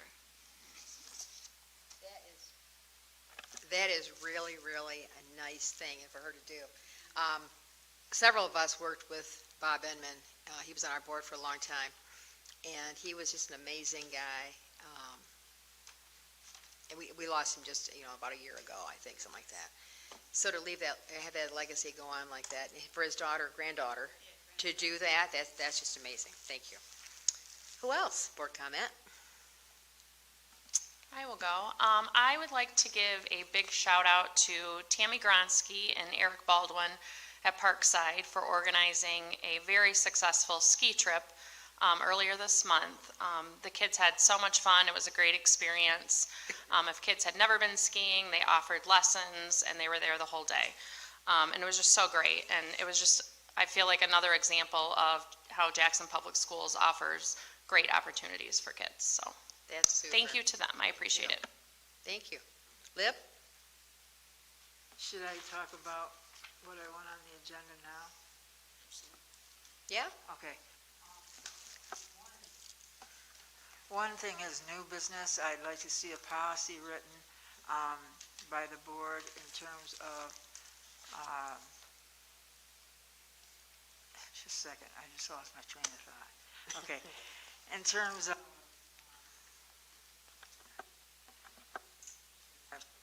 now I'm on, okay. A policy that would be written in terms of teaching students, as far as the curriculum is concerned, teaching students, for example, African American history. I see that in Florida, they've banned African American history, any teaching of it in schools. I would like to see us be proactive and, act ahead of things and maybe write a policy that would not discriminate against color, religion, or sexual orientation, whatever. And so in our curriculum, I'd like to see all those things included, because all of this is part of history. I know that some people feel that by including a lot of this black history that white people would feel offended. Well, black people have felt offended for years. So I'd like to see that included as new business. Okay, so talking about Curriculum. curriculum inclusion of African American studies as itself, not just as part of a bigger piece. Well, African American Studies is already, a class here, but African American, AP African American Oh, Studies absolutely. has not been included, and, there's a big fuss about it in other parts of the country, and I would just hate to see us get pulled into that. Thanks, Lib. I really appreciate when we can include any additional class, but that's especially important. Okay, anybody else? I had one more thing. Oh, go ahead. Yeah, as far as old business is concerned, I've had a lot of people question me in the community about the superintendent's salary, and I know that we already voted on it, but there are a lot of unanswered questions that I wish we could address so that they would feel satisfied in knowing exactly what happened with this position.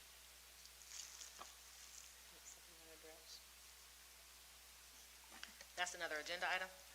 Is that what you're saying, Yes, Libby? I would like to, that agenda item, but it would be old business. So Libby, I'm happy to talk about my salary anytime. But I think this question, I'm going to be candid, has been asked and answered and voted on by this board. Right. So I will certainly put it on the agenda for a discussion next month, and this board will have the opportunity to decide yet again if they intend to bring it up once more. But this conversation has been had publicly multiple times.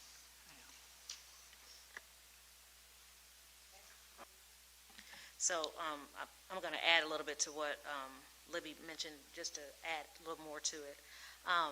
The conversation, I think, and Libby, correct me if I'm wrong, but I think the conversation around making sure that that we are proactive in not being discriminatory to our people of color, Black people, and our gender fluid communities is a policy. I think that Libby was referring to, let's have a discussion around creating a policy that says that we won't be discriminating on these groups so that we don't have to look at something like what's going on in Florida. So that conversation is a policy that I think Libby was suggesting that we add to the agenda, since we know how to add things to the agenda.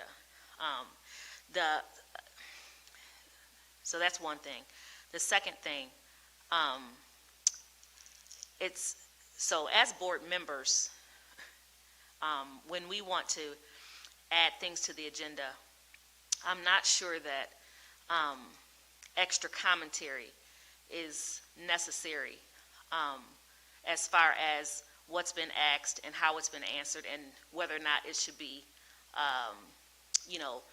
and because of that, I'm not even sure why that conversation comes up. I think it's important to respect the board members that have been elected when they're suggesting different things, such as Libby suggested tonight, to add this conversation around Jeff's his contract. We want to ask questions, and if we still want to ask those questions, I don't think it's necessary for the conversation to come back when Libby, an elected board member by this community, says, I want to ask these questions, put it on the agenda, as we've established tonight. I don't know that we need to hear as a board from you, Jeff, saying this question has been asked and answered, but I'll put it on the agenda. I think let's just put it on the agenda, and then let's move on, and let the board have that conversation at that time. The next thing, I'm not done, Jeff. Okay. The next thing that I'll say, because I'm going to finish my comments, is a thank you to the community. We've had a long discussion tonight. It's 9:13. We don't usually have meetings this long, so thank you all for hanging in there with us.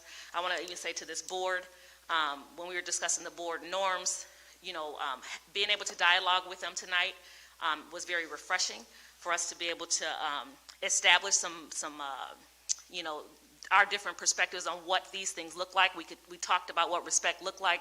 We got to see some real-time dialoguing, at least between myself and Pam, about what it looks like to be disrespected and what it looks like for me to feel to be disrespected and what respect and disrespect looks like. So I'm just grateful that we got to have this conversation. I'm grateful to be able to serve Jackson. I'm grateful that you all sat here with us, those of you who are online. I'm hopeful that, so I don't want to hope that we have long meetings like this, but if we have long meetings like this because we are engaging, because we are, gaining clarity from the conversation, because we are better representing your voice, then I do hope that that continues, and if that means we have long meetings, thank you for, giving us the time to do that.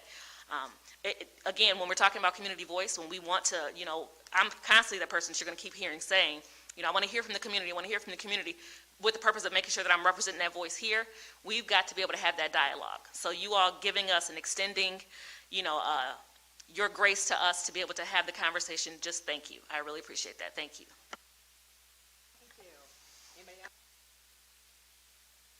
I just want to say that Jeff has every right to say something. It's his contract, it's his salary, and we've been over it and over it and over it. So I don't know what new information is going to be said.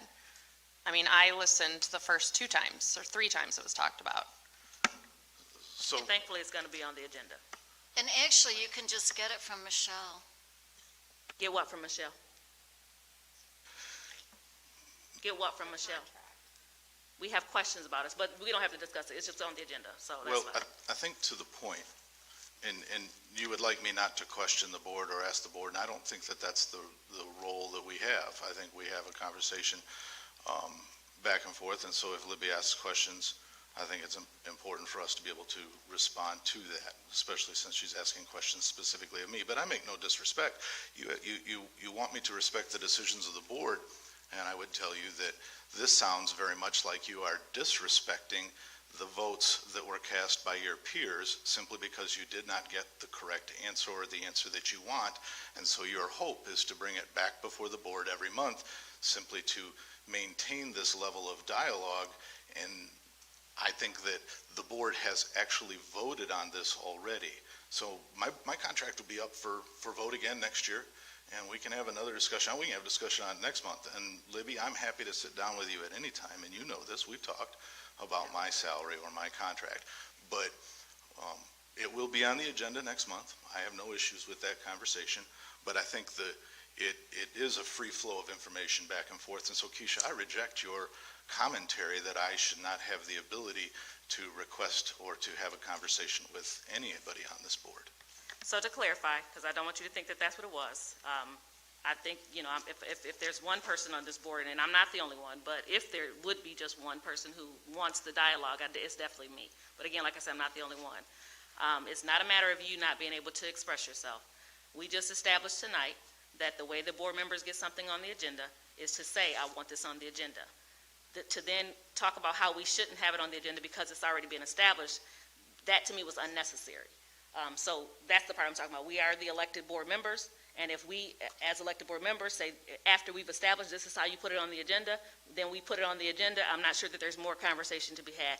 If we still have questions, as board members, if we still have questions, we recognize that there's a vote that has been taken and that there's, as a board, we're moving in one direction. But if we still have questions, we've just established, if you still got questions, you want to put it on the agenda, do that. And then we'll have those questions answered. It's not like it's something other than that. We have questions. We want it on the agenda. It's on there. I don't think there's anything more that needs to be said after that. Okay, I've got two things. First of all, school board people, these are so important. The CBA classes, on May 20th, we're going to have 4 of them held. In the morning, there are 2 basic school law and board operating procedures. I thought that would be of interest to many of us, and I would love to have someone besides me go with me, or sit with me, or just be there where I could see you. And then the Open Meetings Act, I am really interested in this because one of the things they talked about when they brought these up was that there have been some changes and some lawsuits that have gone to court to get a Supreme Court opinion. And I want to make sure that we're on the cutting edge of all these. And the next thing is, Excuse me, Pam, where is this going to be held? let's see, the Career Center, Oh, right here. right here in town, Oh, yeah. okay. Basic school law and board operating procedures will be in the morning, 9 to noon. And then Open Meetings Act and effective board meetings will be 1 to 4, Do you have the dates on that? 20th, We'll make sure you get copies of this. May 20th. But I thought all 4 of those things we have talked about now for years, and I think it'd be ideal to have them, especially the latest thing. Okay, and my second thing to say is that I think, and you hear me say, I think, not the board, I think, that I really think that Libby, you would do better with you and Jeff talking this through, because I think what happens is too many people get involved in trying to clarify to you or clarify to him what you're asking and clarify to you what he said and that kind of thing. Because we have been through this a number of times, the whole salary thing. And if you want it to be on the agenda, that would put it back into the public like we didn't already resolve it. Once they're going to say, they talked about that twice already. Would you feel comfortable talking to Jeff? People in the public were the ones that were asking me the questions. But you'd have the answer if you told him what the questions were, and then he could answer and you'd be able to explain them to him. And that's up to you. I'm just suggesting that it might be more productive to be real specific instead of having all the input from all the rest of the people on the board. But this is up to you. It's up to you and Jeff. But I just thought that if I had something I wanted to talk to him about that already had been established and we'd already gone through it a couple times, and people were asking me about it and I didn't have the answers, that I would want to talk to him just specifically so that we get the, wouldn't be going off bird walking in different directions. But that's up to you. I'm just suggesting that I think it's a little bit less confusing if you have just yourself and the questions that those people wanted to ask. Because they may ask questions that we never even thought about, See? That's why I'd like to have it on the agenda so the public Oh, can okay. hear. And you can do that. That's not a problem at all. It's just that it won't make any difference. Our vote won't make any difference after the fact. So, okay. Anything else? I could love to hear a motion for adjournment. So moved. Oh, the what? Sorry, I missed the calendar. I got so excited about my other calendar with the CBA classes.